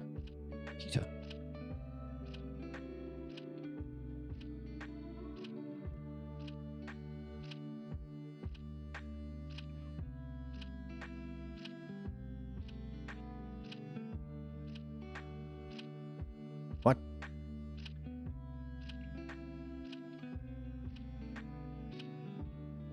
All right. When Jesus had his brilliant light of being experience, Peter was there and asked if he should build. Moses and Elijah emerged from his light experience and talked with Jesus. What does that mean? Moses and Elijah, key figures of his religious beliefs. Did Jesus practice philosophical midwifery, the absolute necessary art to remove the force that makes us ignorant and harmful? Our moral and ethical responsibility? Doesn't seem like it. After witnessing this extraordinary event, Peter asked Jesus if he should build 3 tabernacles, and Jesus responded by saying, Peter. No, Peter. No, Peter, no, Peter, no. No, Peter. We will have a little secret, Peter, you and me, Peter. You shall tell no one what you have seen. Do not build tabernacles. I know for us, tabernacles are to do with where, what does it say?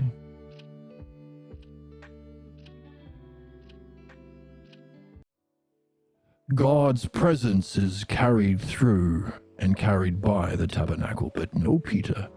No tabernacles, Peter. You mustn't tell anyone what I experienced, Peter. No, Peter, just you and me, Peter. We will have our little secret, Peter. Come on, Peter.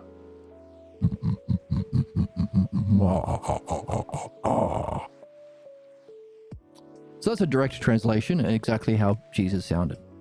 Back in those days, they sounded a bit funny. Blind men and the elephant is a good one. Except it struggles as a narrator who can see the elephant. All right, so that would be more of an analogy. So parable is when you're not able to solve the meaning. It's only given to a select inner circle. So it's just manipulation to the many. So we can wonder about Jesus's pathologos beliefs. If he was a human, he has them. And his level of understanding. Was he able to understand through the logos, that experience? Yes or no? Or did he just interpret it through his beliefs?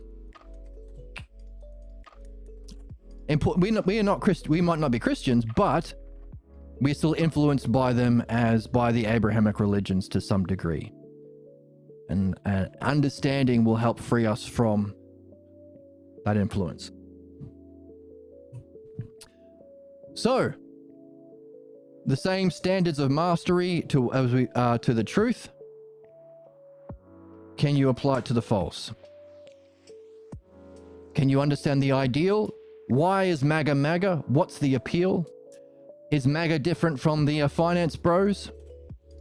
Is it different from the Nazis? Is it different from Project 2020?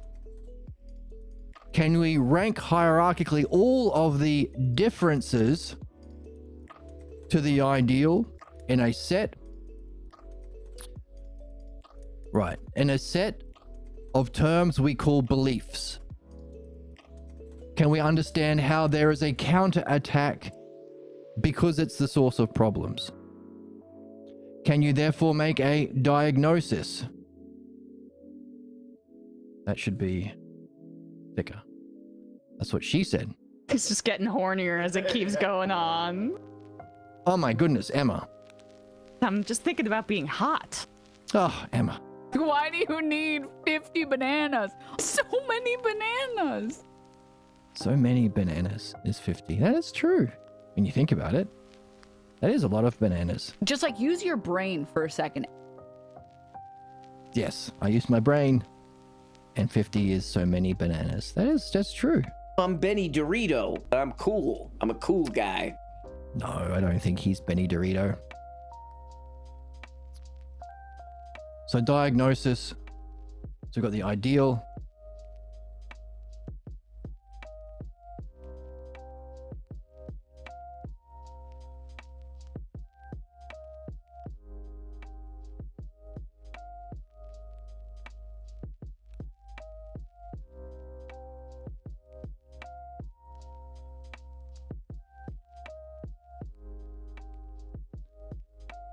So you have the ideal. You make a diagnosis from the parts, and then you offer a... Is it prescription or prescription? Let me have a look. Prescription. Yeah. Diagnosis.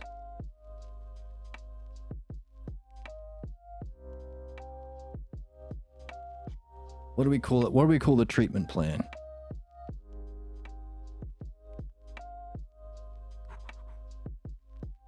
Maybe we should just use the word treatment plan.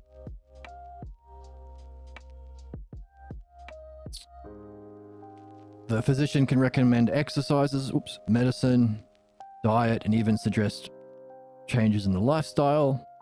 Treatment plan. All right, we'll just say treatment plan. You don't need to use a fancy word like prescription or prescription. Just use the word treatment plan.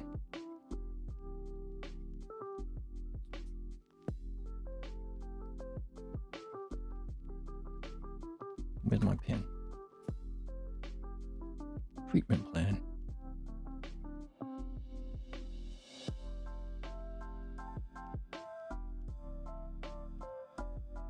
And of course, this is all in service of the goal. Can you make clear what your goal is?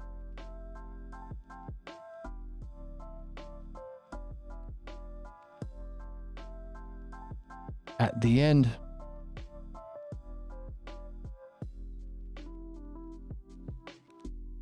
if you were able to achieve all the things that you wanted to, Mr. Politician, at the end, what is your goal?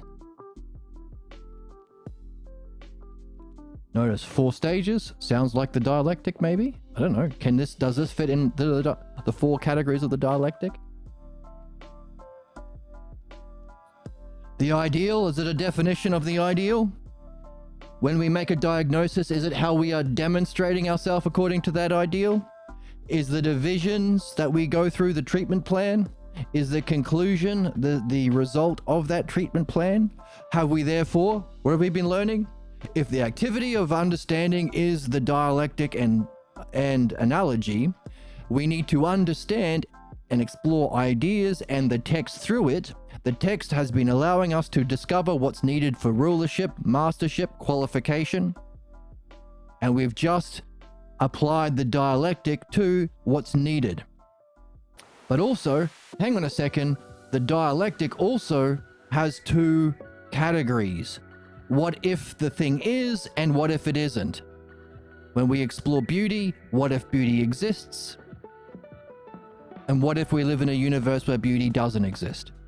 Now, one of our puzzles was, how can you explore something that doesn't exist? What we've discovered is it all relative is the claim of the false. It's not beauty that doesn't exist in any sort of a way. It means exist means specifically exist as an aspect of the ideal mind logos, as one of the qualities of mind logos. Meaning, when we say, what if beauty doesn't exist? We're saying, what if beauty 'twas in the eye of the beholder? What if it was just all relative to beliefs? Allowing us to see the same 4 kinds of questions we ask about the true and the false allows us to fit into the dialectic, which is the dialectic. The structure of the logos and activity and power of the logos. If it is, and if it ain't.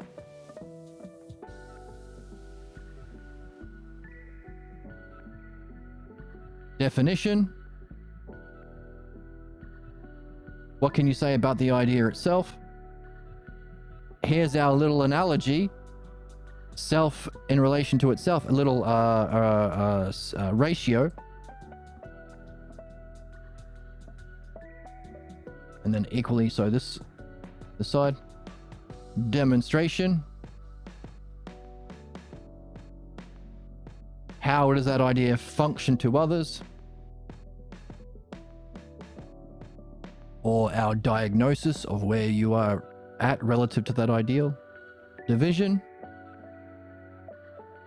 How does that functioning affect others or apply in other areas, or the stages, like the stages of the treatment plan. And conclusion. Is there a synthesis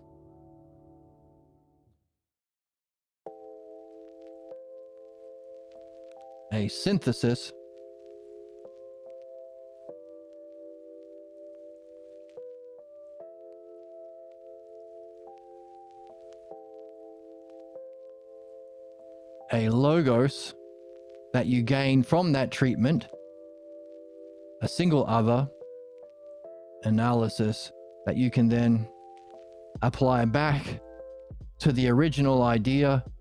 There's our logos and ousia, the two things that make us evolved, our capacity for logos, reasoning, understanding, language, and our capacity for self-reflection that come together as our goal. So our goal is to learn both as beings, which is inherent to the principle of dialectic itself. Isn't that neat? Isn't that interesting? Because the last two categories involve both together, giving us the conclusion, that other back to the original self, ousia. And of course, we do it for a universe if it is, and a universe if it isn't.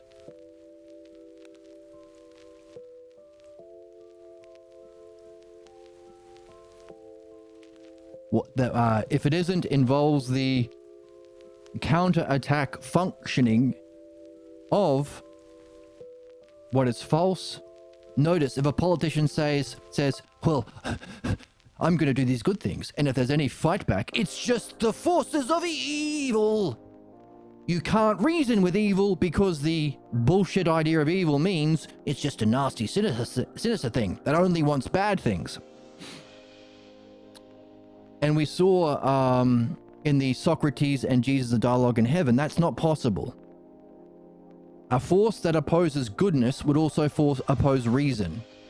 It wouldn't be able to plan. Therefore, this whole Abrahamic idea that the world has to be racing towards Armageddon, where the devil plans his forces in a war against the forces of goodness, can't happen. It can't plan. It can't reason. Those are good things. It can't therefore be evil and good at the same time. They are two fundamentally different principles that can't coexist within an entity. That is the devil. It's a false, irrational, harmful idea that's used to justify the sadism of belief. Hang on a second, we haven't talked about the sadism of belief yet. We've talked about how the false functions in this stagnant analogy to keep yourself blocked. The world is, to my development at home, the same way it will be in the outside world. Therefore, we have to address this, and including the influence of religion. Because it's not just that we are shaped by everything we're encountered. We fundamentally carry the most influential thing, this false belief called the pathologos, that blocks our development. I've got a doctor's appointment soon, so.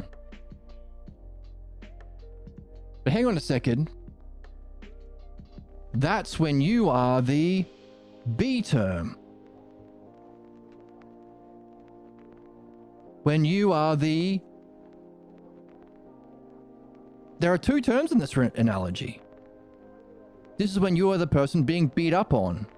What if you were the A term?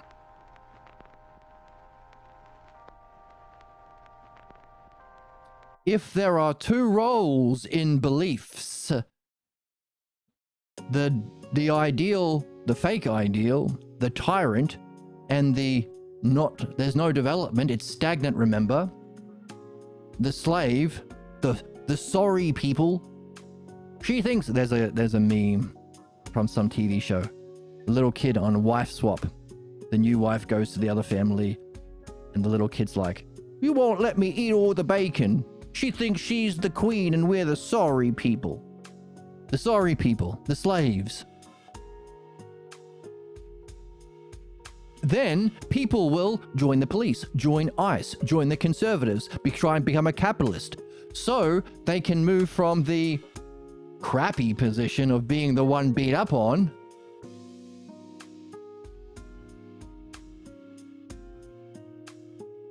to be the person doing the abuse. This is called the pathologos Peter's principle.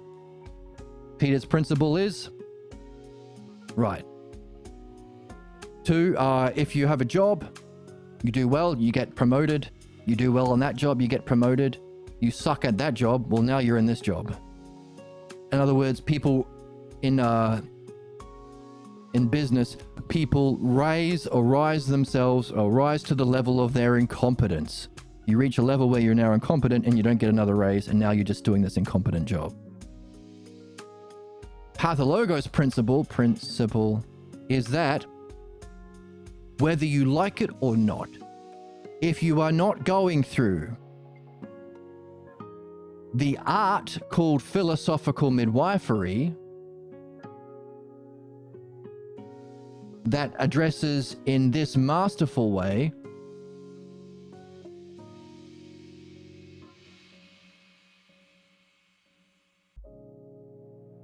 that which has guides, has dominion, that has rulership over your soul, if you're not going through this while also using the art of dialectic and logos, or the art of, what do we call the art of the logos? Dialectic, I suppose. Reading, we'll just say art of dianoia, the art of love of understanding, to at the same time seek the truth. You can't do one without the other. You have to surface your problems by seeking mastery in the truth. And this, by the way, is the standard. We're not just liking to read philosophy because it's fun. It is fun, and we do like it. It's the coolest people doing the coolest stuff. Every smoothie has bananas. All the smoothies have bananas. There's got to be some smoothies that don't have bananas in them. That's got to be true. But we are specifically... I forgot. I was thinking about bananas. Oh, yes, this one. When you're in a state of wanting to improve, you start perceiving all. Only in seeking the excellence can you surface your problems, because your problems are specifically blocks to excellence. Equally so, the art of removing problems is the art of understanding. So unless you're doing both of these things, and by the way, you can't do either of those two things without guidance from a master, someone who, this standard, both dialectics, what is and what isn't, the ideal diagnosis, treatment plan, and goal of removing what's false and addressing the truth for your own self, dream analysis. Therefore, we are understanding more about the knowledge, understanding, mastery, expertise, and art of our dream maker. Can't do one without the other. Can't do either without... Can't do both without dream analysis. Those who are not going through this process will be, whether they like it or not, motivated by... Oh, and by the way, therefore, because we are made like the reader when we read in this way, we are made like the dream maker when we do dream analysis, it's not a stagnant hierarchy. It's not the redundant analogy of oppression. Pull yourself up from your bootstraps, which means you're stuck there. Promote someone to get rid of the problem you can't fight. Right. We are becoming like, which means A is to B, as our dream maker functions to us, so too, when we go through this mastery, we could have a position of rulership in ourselves, in our relationships, or as a political person, if that's your lot, to help others in a similar way. Oops. As your dream maker is to you, so too, that level of mastery you can be to someone else.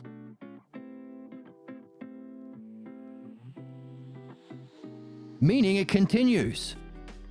Meaning you're adding your own spin to it while also making others like yourself. So it's not a redundant analogy, it's the mean analogy of the Dharma. The mean analogy, or upward moving anagogic analogy of the Logos teaching or Dharma, or of Logos mastership, which is A is to B is to C, and expanded into 4 terms is that one there. So you're either doing this, practicing being a dialectician that asks questions to explore ideas either about what's true or what's false. So there are 3 questions you should be asking. Questions that are about helping people to themselves discover the inherent analogy of what's true. That one. Help them to discuss to discover the sick analogy of what's false. Peter's principle, or your blocks, or seeking to be the one doing the block. That's the principle of do unto others what was done, what was done unto you. Or the pathologos principle is people are seeking a position that they can do this with impunity. To do injustice. So we've got the mathematical definition of injustice. A is to B is A is to B. That's how we can understand mathematically injustice itself. With impunity. Why? Because I'm already voted in. Go fuck yourself. I'm gonna get my bag. Says Fetterman, says Trump, says that other guy, that Nazi guy who tried to appeal to the left. With impunity.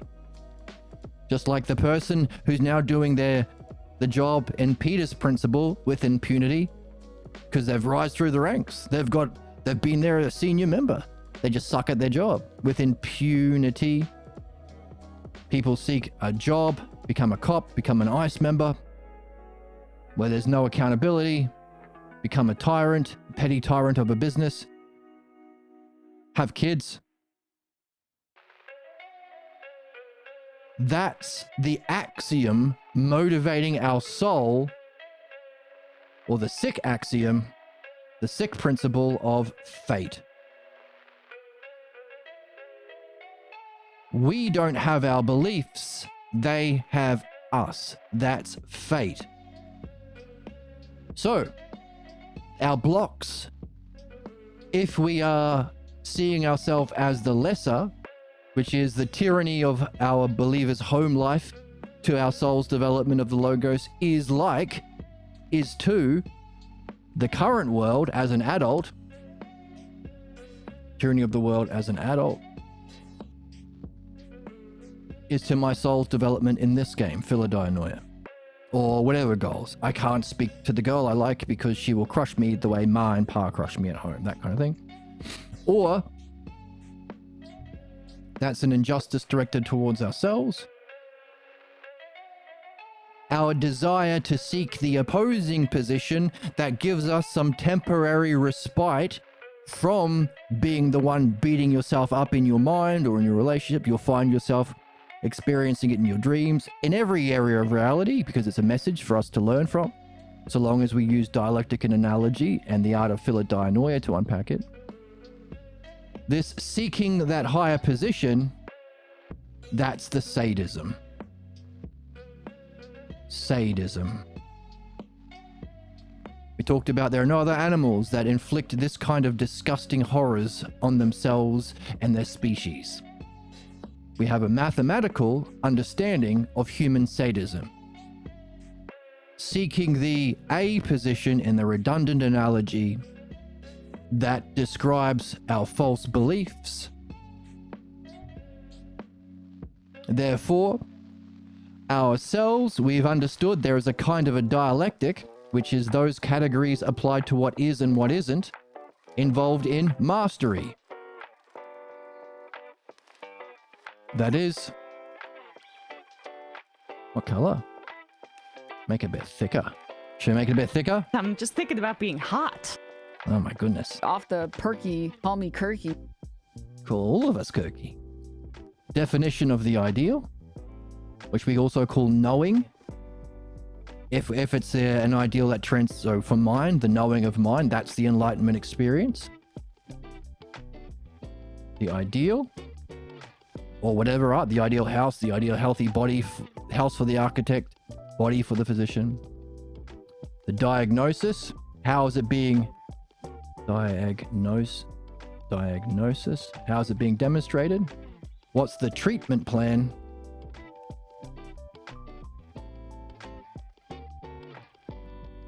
And finally, what's the goal?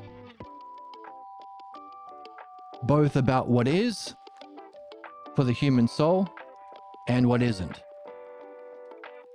Our development of the logos, or understanding,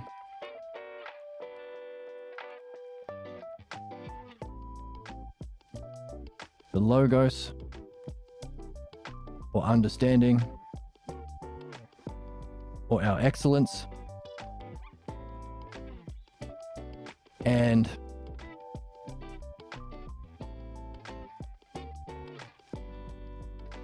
the development of, or the purification from,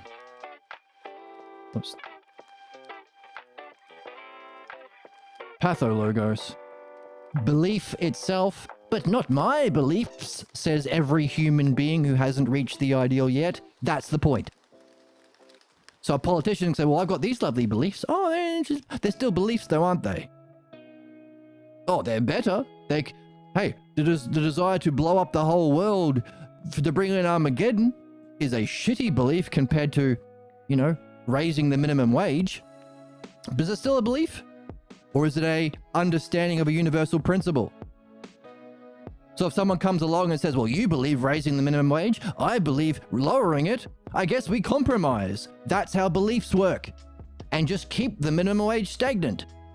That's politics. That's fucked. That's not real politics. That's allowing belief to rule politics. You don't compromise with truth. You can't see truth with belief. You have to demonstrate an understanding. Pathologos, or belief, is what keeps us stuck. That's our ignorance or our sickness.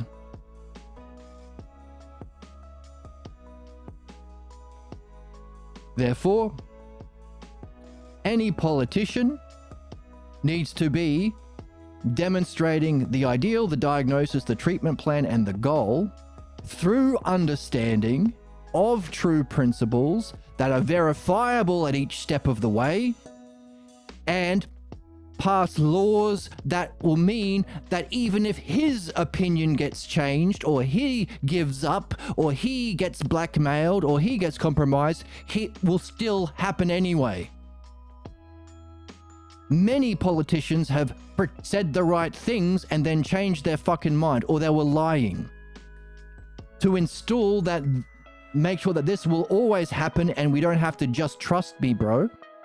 But also account for the ideal of what isn't, or the principle of what isn't, the understanding of sick beliefs themselves, how it's being diagnosed, MAGA, Nazis, capitalism, Zionists, genocide, all of these different classes of false belief within the set, so that we can diagnose the state of the society, the treatment plan to address, to purify ourselves from it. Hey, you can't just say to MAGA, you're all wrong, go to hell. They need a way of talking about what they're interested in. Provide them with a way of being. Allow them a group with hierarchies in it. Only it's this hierarchy. True hierarchy. A way of talking, a way of communicating, a way of finding common people. But anagogic, not stagnant. They develop through the people higher up on the totem pole have earned it. This is the meritocracy that they are talking about, that they are distorting with their racist Nazi shit and anti-inclusion stuff. But the role of those higher up the hierarchy is to help those lower. That's the natural law. So they're not angry that someone is better than them. You think you're better than me? Burn the libraries, says every fucking Nazi, MAGA person, belief-based person, ICE agent, all of the people doing sadistic injustice and sweeping death and destruction across the land. You think you're better than me? Bull fucking shit. If Michael Jordan showed up on your home basketball court, you wouldn't start beating him up for being better than you. You'd want to play with him. You'd want him to share what he knows so you can be made better. The stagnant redundancy of belief and hierarchical systems of stagnant belief, and this bullshit idea of punishing those who make mistakes to prevent learning, whether it be in prisons, in fines, in concentration camps, or in genocide, is fucking sick. What we need is a genuine hierarchical stages of development that all people can go through, that give people a way of being and connecting where they're not jerks to each other. Yes, the Democrats and the progressives have fucking jerks in their system, in their groups. You're not woke enough. Fuck off. A different way of being where it's like, well, if I see something, I benefit by sharing it with you because I nail down my understanding. You benefit by listening. If I was wrong, I benefit about changing my mind. And I've taken it off the soundboard, but I need to add it back because I need to use it again one more time. And if you don't believe me, a man saying it, here is a beautiful woman saying it. You will definitely listen to if I can find the drop. Oh, so this is the one I was wanting. So yeah, if you don't want to believe a smelly old man, I smell rather lovely, and I'm quite young and sprightly. If you don't want to believe a man, here is a woman saying it. Fuck you. Actually, fuck you. No. Say the real thing. Where did it go? This one. I'm always good, and that is what I stand for, being good all the time. No. That's the opposite. Don't say that. I'm always right, and that's my position. My position is I'm always right all the time. Where is it? Here. Is it here? Wait. This one. You're only wrong until you're not wrong. You're wrong, and then you say that you're wrong, and then you're right again. You either get the pleasure of learning something new, or you get the pleasure of being right. Right, and also this one. There's only two options at the end of an argument. One, You're wrong. but now you always get to be right about that topic going forward. So you got to learn something, which is always a plus. Or two, you're right, and you get to revel in being right. It's a win-win. A win-win-win-win-win. Win. That's the whole point. Everyone benefits by this actual understanding of the hierarchy, but it still gives people who are lower down that hierarchy a system, a way of being, a group to be a part of, a way of expressing themselves. The Hellenic or Philodianoia is the art of humanity, but it's not just the truth. Everything that we said here is true, objectively, factually, demonstrably, provably true, and will always be true. That's why we do it here. It's the kind of learning you can take with you after you die, in any reincarnation, in any relationship. Universal truth. Not one of these ideas points to a person or a belief system. All of the words on the board are the most simple, fundamental words of reason itself, understanding itself, creation and reality itself. But what we are seeing is the human issue isn't just about knowing the truth, it's about humanness, being able to also address and deal with the false and guide us through it like our dreams do, through time, through the ups and downs that we go through, the counterattacks and insights that we go through. It's truth and humanness. In other words, the humanness is how do we facilitate a way of being that allows for that progression. MAGA has a way of being. All they got to do is say whatever they're interested in and say, I want to murder liberals or whatever. I hate immigrants. It's not me who are interested in child's genitals, it's the trans people. There are so many comedians, trust me, bro, exactly. There are so many comedians who interview these MAGA. There are so many movies about child sex trafficking done by child sex traffickers in the right wing, conservatives. Capitalists who are like, I'm doing this for your safety, are specifically trying to make you unsafe. Religious people say this is to help your soul, are specifically harming souls. They are doing the opposite. Human beings are cruel and sadistic in a unique way among all the species on the planet, perhaps the galaxy, because we are seeking to do things in the cruel way, in the opposite way. That's belief. That's sadism. That's A is to B as A is to B. And that is what anyone who seeks to have mastery over their own soul, their relationships, or collectively in politics, spirituality, or in the justice or economic systems, has to demonstrate they have this expertise of. The ideal diagnosis, the whole, the parts, the treatment plan, and the goal. The ideal, the diagnosis, the treatment plan, and the goal, all demonstratable, both about the logos and understanding and about the pathologos and belief too. Applied in politics to the individual souls and to the society. So that we don't have to just trust you, bro. You're making laws and policies so that it isn't just based on belief. Why? Because that will attract the most sick and ignorant people. The people who are most blocked can't do understanding. They're not qualified for anything except religion. That's why they used to send the dumb people to the church, to the convents, because you don't have to do any understanding in belief. That's why the stupidest capitalists, the Elon Musks of the world, have all their power. You don't need understanding to just inherit $1 trillion. That's why the conservatives, the most sick, grotesque people who only do harm, are attracted to politics. You don't need understanding. It attracts for those most blocked from goodness. It also attracts for those who can manipulate the beliefs of others instead of purify them. Trump holding his Bible upside down. He's not Christian. He says he thinks Christianity and religion is stupid. He still grifts to them. There are many progressives who are saying, well, I think human rights are good, actually. I don't think we should do genocide. Wow. Great. You're one of few politicians who actually have a basic, fundamental simple, lowest bar possible humanity. Because belief-based traditions seek for and attract the worst. You're not a fucking monster. Great. There are jokes about all politicians lying and being cruel. That shouldn't just be a fucking joke. We should deal with it.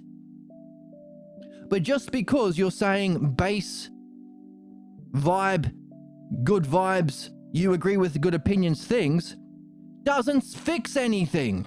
You could be lying. You could be blackmailed. You could be corrupted. Or you could just be fucking murdered by the counterattacks of the right-wing war machine. How many other progressives have been... Hegelian dialectics is a distortion of real dialectic. That's what we're learning here. It's Hegel using the language of philosophy to justify his personal beliefs. That's the entirety of European philosophy and academic philosophy. Philodoxia, love of opinions. The dialectic is the activity of the logos, and philodianoia, the love of understanding. Dialectic is really the underlying structure of reason that we can use as a politician, in our relationships, in how we read, because it's the archetype of reality, the dialectic. What we've seen is it's also the archetype that allows us to understand what's needed for mastery, for rulership, to understand the principle of analogy.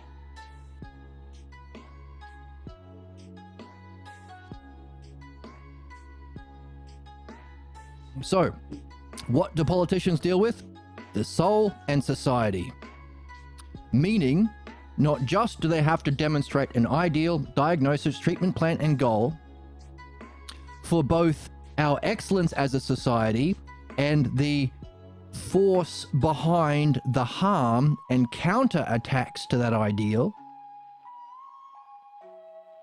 of a soul, of every individual soul, but also of society. Meaning, I want to help people. I want to make food and housing accessible, and have education and healthcare and libraries accessible so that we can learn understanding, because that benefits every single soul. I also want to address systems, cults that harm people through belief. Cults that say, I don't believe in medicine, and kill their children by not giving them medicine.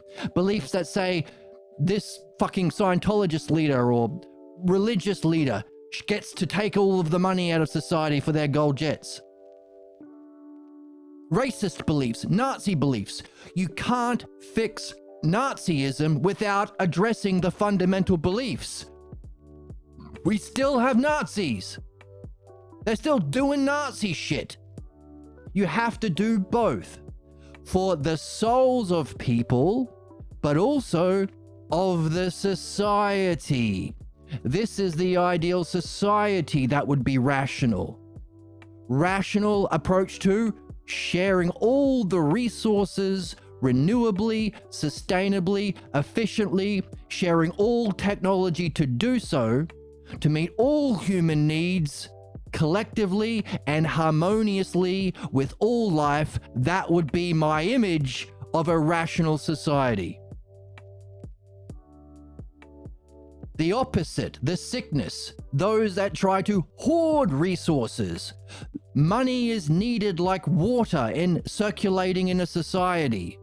There are some who put up a dam and siphon all of that water out to the Cayman Islands and have more money that they could ever spend in 1,000 lifetimes. That's killing all life. That's the sickness that people are attracted to.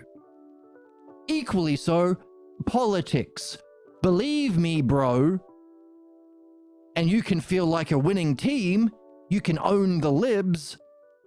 Isn't good enough, because politicians lie, progressives lie, or can be corrupted, or their own individual souls' pathologos can take over. You can have the most well-meaning person. They still have their pathologos. Put them in a position of power, or when they're facing something beautiful or meaningful, then all of a sudden they start acting like a jackass, just like their religion or their parents or their grandparents or great-grandparents all the way back to the cave. You have to understand this, and we have to demand it for anyone who seeks rulership over people, politicians or spiritual figures or anyone else, judges, capitalists, well, not capitalists, but economists. That's the standard. And we've come to understand that. We've also understood that, hang on a second, if all of this can be understood through the dialectic, and the dialectic is at its core a way of exploring ideas, we also have to be able to ourselves accept rulership from these people. Seek them out. Where are the true philosophers, the Philodianoians, who are participating in the true analogy? They're not Peter's principle, seeking a position of ruling people for their sadistic pleasure of belief, but they're seeking to make you like them through learning, understanding, and dialectic and analogy. Learning the self-logos or the mind logos, and then, well, this is only the first stage. There is a stage beyond this, the self-logos, which we talked about in the last episode. That was a really powerful one. Profound one. Blow your mind. Promise it'll blow your mind. And blow nothing else. I want to see the gorilla packing. No, just blow your mind. Don't talk about a packing. I think you're a babe. No, you will not seduce me. Okay, well, I think you should suck my dick and balls. My metaphorical dick and balls. Well, okay. Convincing argument, because metaphor is what we're talking about. That's the thing. I use metaphor to sound convincing. So great analogy. What was that a metaphor to? Well, we have to imagine, I guess. Right? But you're a woman, like, sweet tits. Hello. Hello, sweet tits. Just shut up. Okay, we will all shut up. Shut up for a second, please. Thank you. We will. I hope he can post more Chinese milking type content / material. No. That's not what we're about on the stream. Gooner bait. That's just gooner bait. So, we seek these people. We have one as our dream maker. Although, exploring the ideas of truth in Philodianoia, true philosophy, uncovering and exploring the ideas of the false in midwifery, the same art can be applied to understanding and unpacking your dreams. Find a dream analysis Philodianoia or philosophical midwife dialectician. See if they can demonstrate or give some indication that they know these 8 things, the 4 of the true and the 4 of the false, and become their subject. Not belief. It's a trust of understanding. But it's not just a trust, because you verify it. You become like the ideal. In Socrates, in the Symposium, as we've been reading, functioning as a dialectician guru guide to Agathon, he is becoming like his teacher who did it to him. And Agathon can go on and do it as well. You can do it as well. That's the game. Now, there is another point. That's just the truth. Wait, hold on for a second. Pause. So this is the truth, but also, as we've been talking about, humanness is part of it too. Or as I've heard somebody say, being right too early can be difficult. Meaning, it may be in a world full of a system that attracts for the worst, someone who isn't as corrupted by their own pathologos beliefs and are more open and interested in understanding and development is better than whatever else is offered, the lesser of two evils. I recently viewed an interview with a politician who wasn't able to do any of this, but what was really artful was the interviewer herself shared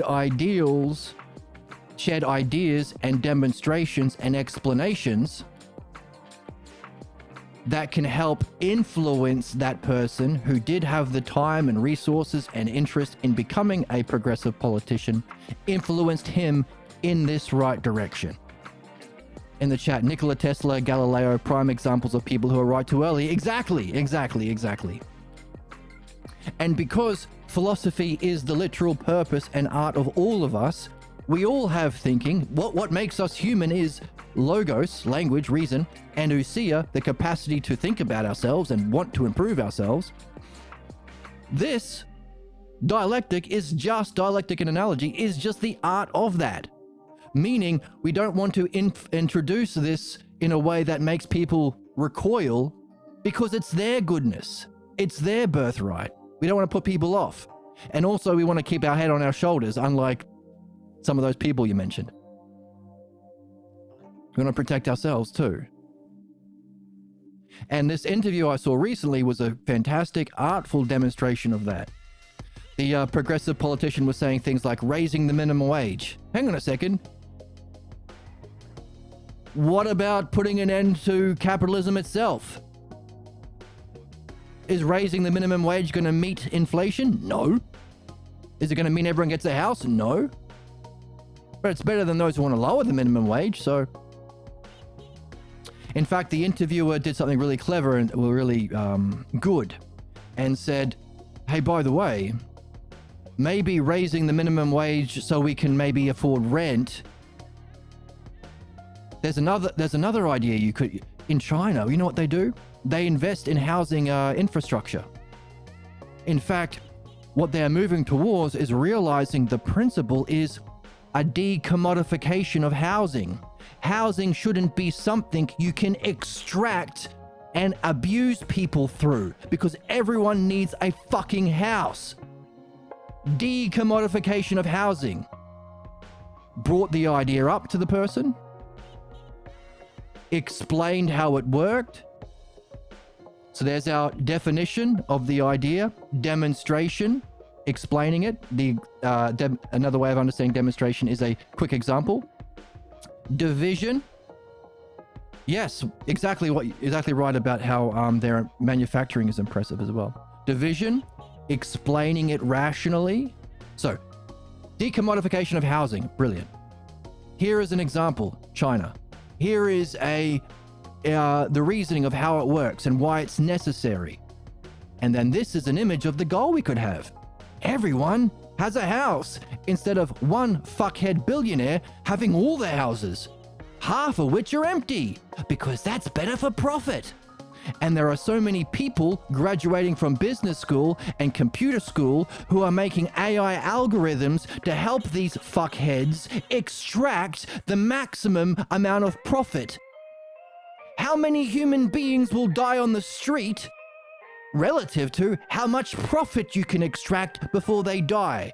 That's what people are fucking learning at school if you don't decommodify housing. Wake up and fix the problem. We all want that. In fact, the fact that we all want that, right, trust. We want understanding and not belief or trust, to our chatter. The fact that we all want that means two things, meaning you will have everyone's support. Also meaning 30 to 40% of the population will fight against that, because we're human beings. We have what is and we have what isn't. We have the truth about self and reality and understanding, and we have the false image of self, the false belief about reality, and the functioning of belief. So it's 1, 2, 3. 1, 2, 3. There's a Neanderthal on BBC saying 1, 2, 3. 1, 2, 3. 1, self, the highest, our goal. 2, the ideal of mind, the mind logos, mind, reality, being. 3, our functioning in the physical world, the 3 levels of reality and aspects of ourselves. The self, the pure awareness, seeing, mind, our state of mind, excellence and justice, or sadism and injustice, each with its own mathematical representation. and functioning, understanding, mastery, or belief. Pathologos Peter's principle. We each carry a false image of that as well as seek the ideal. Meaning, because we all want that ideal, everyone is going to support decommodification of housing, except for the most entrenched in their sickness.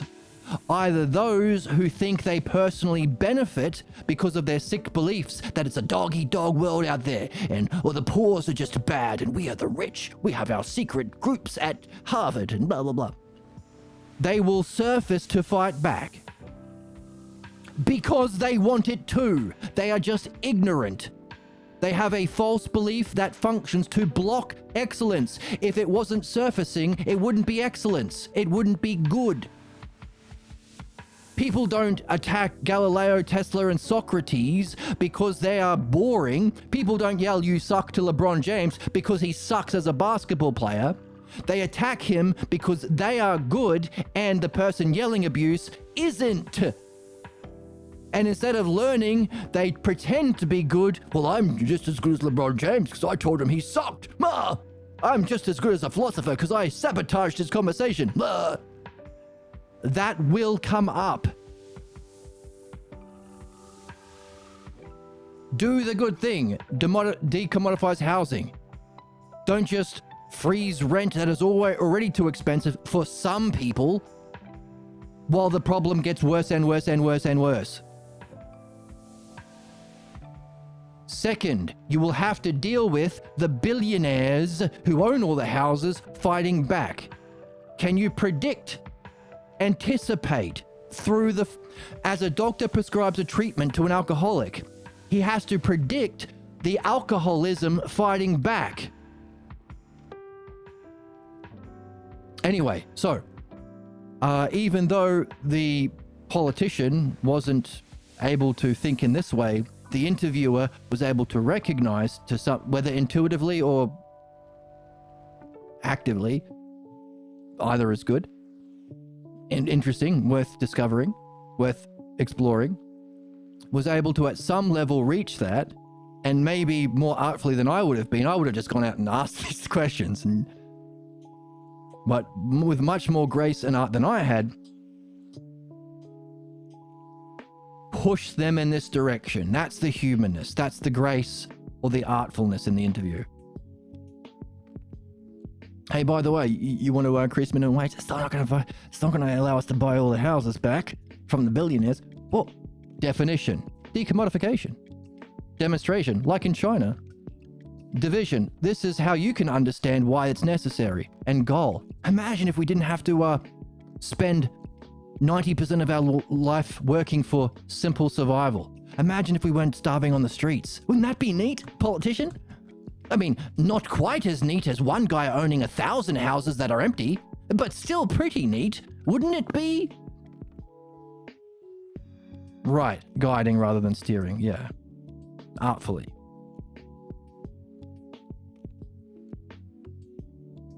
In other words, you could say that interviewer demonstrated this example of mastery by saying, hey, this is what an ideal politician would be.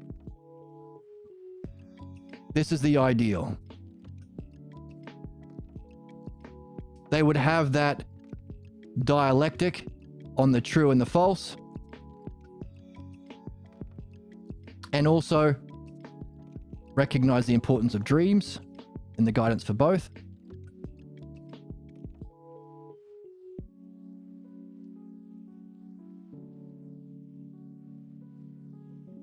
That the truth would involve principles like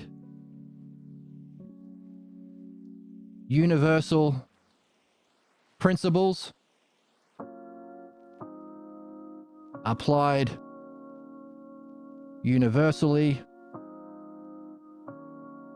to universally benefit as a basic standard benefit.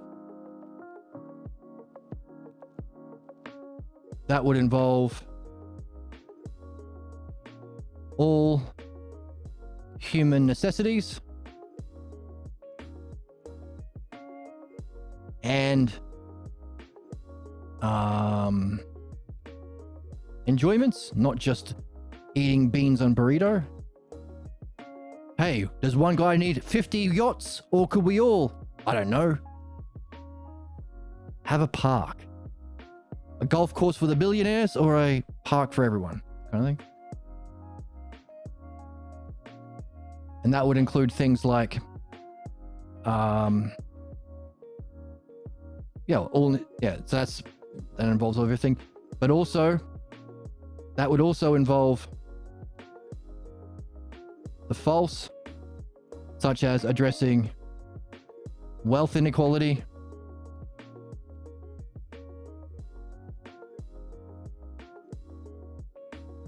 and its source, capitalism, or cause, decommodification of housing and food, etc. So that would be the ideal that the politician would be at. Oh, and also the ideal would involve, at a higher level, understanding the logos, pathologos, dialectic, and analogy, the significance of reading and dream analysis, and the activity of philodianoia and philosophical midwifery, along with dream analysis.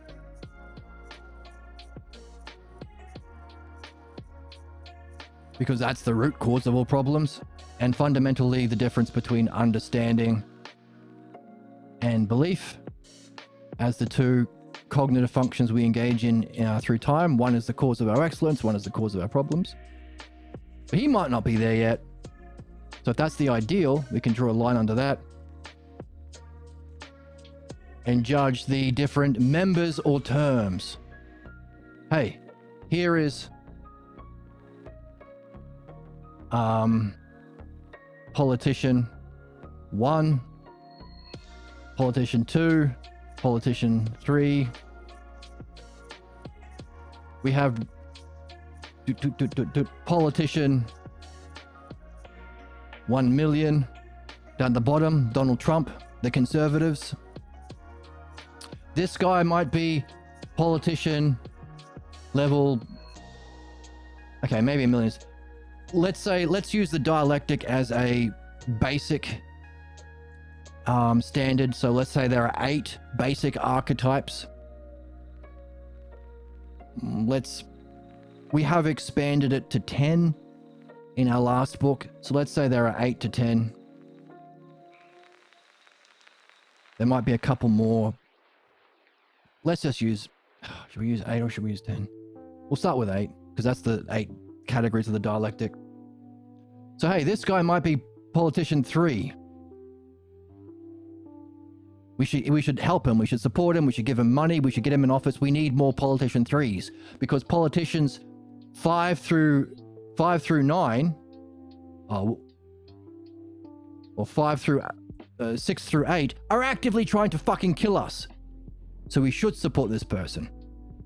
If he was a politician 2, I might ask him questions to help him to get to politician 1. But pretty much where he's at, this is the best we can do.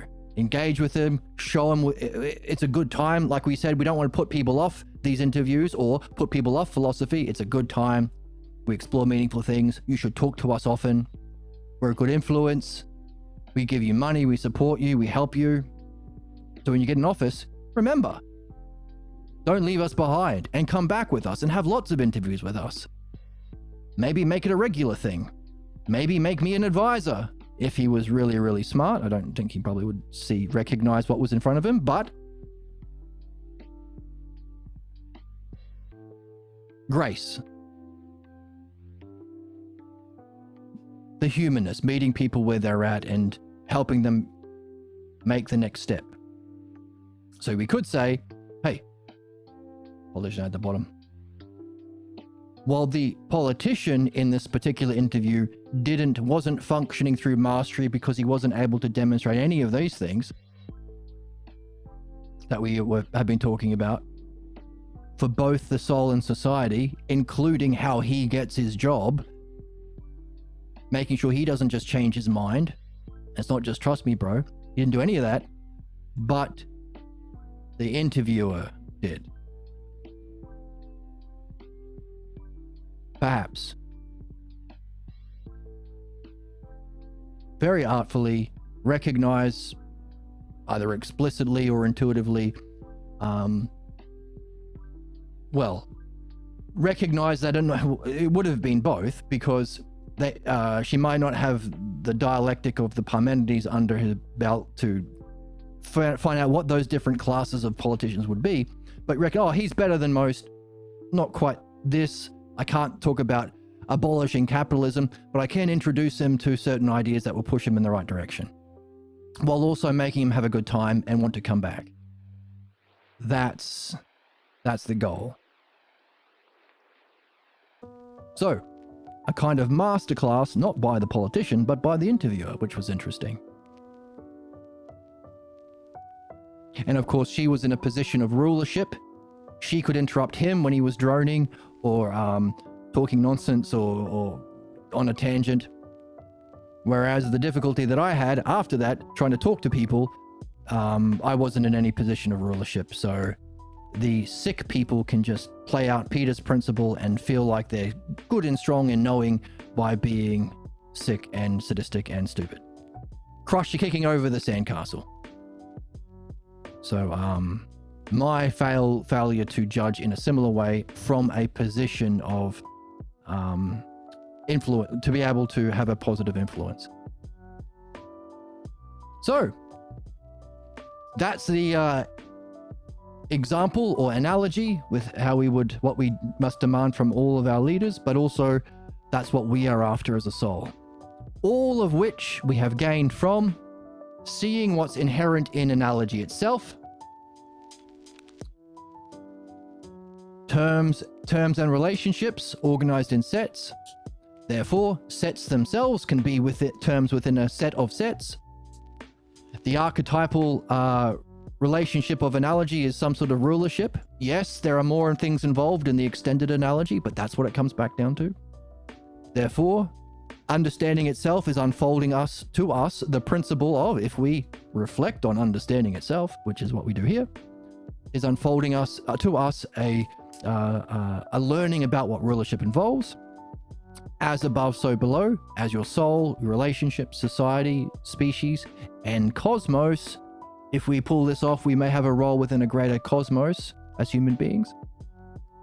We also were able to unpack what necessarily must be there for this archetype, allowing us to rank.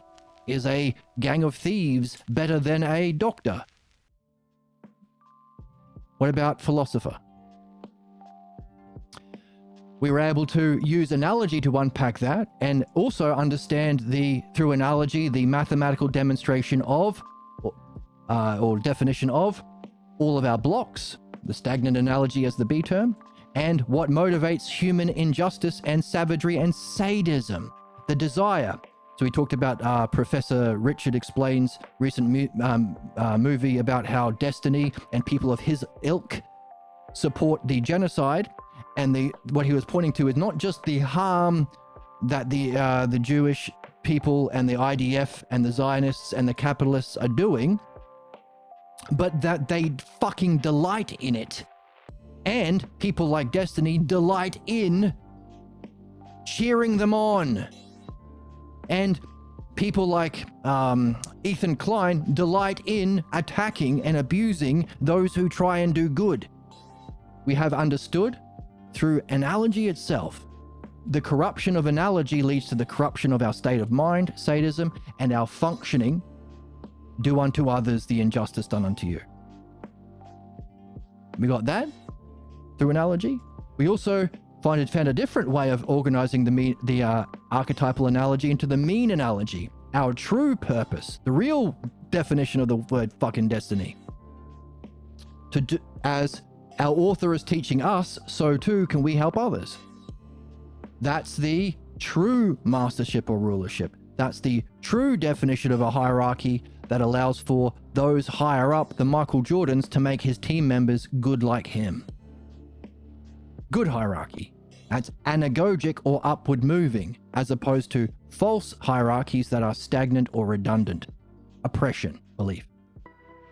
We've understood of the 4 basic things involved in functioning with mastership or qualification for mastership, and how humans require both the true and the false because humans fight back against the truth. That's the catch-22, the very thing we have to do. Our blocks block. Therefore, as concrete and wood don't fight back against the ideal of the house to the architect, human beings do. That's the desire to do injustice, and the sadism state of mind. That's the carrot. Oh, and the stick. I don't want to be the one being abused. That's the stick. See, looking for motivating people to do the abuse if there's only 2 roles in their thinking. So the desire, the sadism, and the motivation to cause human problems. We have to understand that and deal with it and its counterattacks at every stage of. So what are the dialectic needed for rulership? The ideal, the diagnosis, how it's demonstrated, the steps, stages, and the conclusion or goal. As well as, at every step of the way, the influence of the false, the counterattacks. That applies for, we use politicians today because I had a fantastic demonstration of perhaps the most artful and most rational conversation that I've heard in a long time from someone who is the most like this ideal that I've ever seen. The most naturally adapted and intuitively philosophical, good and beautiful person that I've seen demonstrate this very principle recently in that conversation with a politician, which has been the analogy we've been using, king to subjects or physician to bodies, one of the two, to demonstrate what we need for ourselves. So it was an analogy that was apt to demonstrate what we have to learn. Therefore, can we learn the ideal, the different stages of development, the process of perfection, and what the goal is that we are reaching at the end for both our truth about self, attention, awareness itself, mind, our state of mind and consciousness, and functioning, the art of philodianoia? Can we do the same thing for the pathologos? Can we apply everything we've been learning about this to our dreams to understand the messages of our dreams? And also, one more step,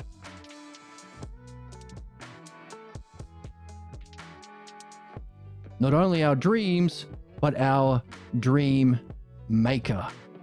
Because if that's the kind of mastery that our dreams are having and benefit it's bestowing to us, dream maker.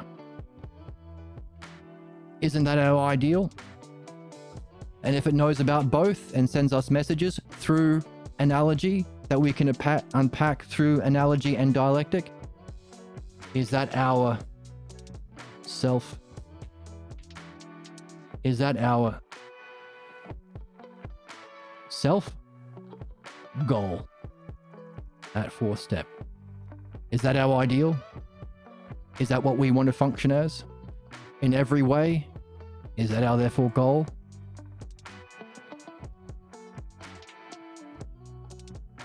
Giving us a kind of dialectic.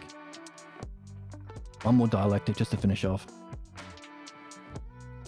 Where do we gain our definition of these things? Philodianoia. What we do here, this is the stream. How do we demonstrate it in the best possible way? Philosophical midwifery. How do we do that? Do we need some sort of masterful guide along the way? We just saw we needed it. for both divisions, both examples, division, dream analysis. That's how we get that guidance. Meaning we have to listen. We have to put ourselves as the subjects properly. We don't attack our dream maker. Analysis, as though we know better. And finally, is our ultimate goal or conclusion something we can learn about as the state of self, mind, and functioning of the dream maker itself? Can we also reflect on that as we go through? Both as not just state of mind and functioning, but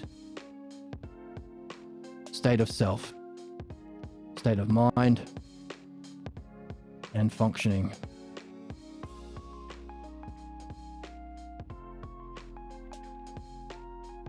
Worth reading this book, worth reflecting on it, worth allowing yourself to follow along, even though it's different, worth overcoming your own counterattacks and cognophobia, fear of moving into a higher cognitive function. Lots of fun, sexy sound drops. They're secretly turned on by it. Were you secretly turned on by them? Every smoothie has bananas. All the smoothies have bananas. There's got to be some smoothies that don't have bananas in them. Okay. Also important, did we learn about banana smoothies? Was that important? They're secretly turned on by it. Were you turned on by the banana smoothies? I might have dreamt this. Might you have dreamt all of the stuff about the banana smoothies? Why do you need 50 bananas? So many bananas. 50.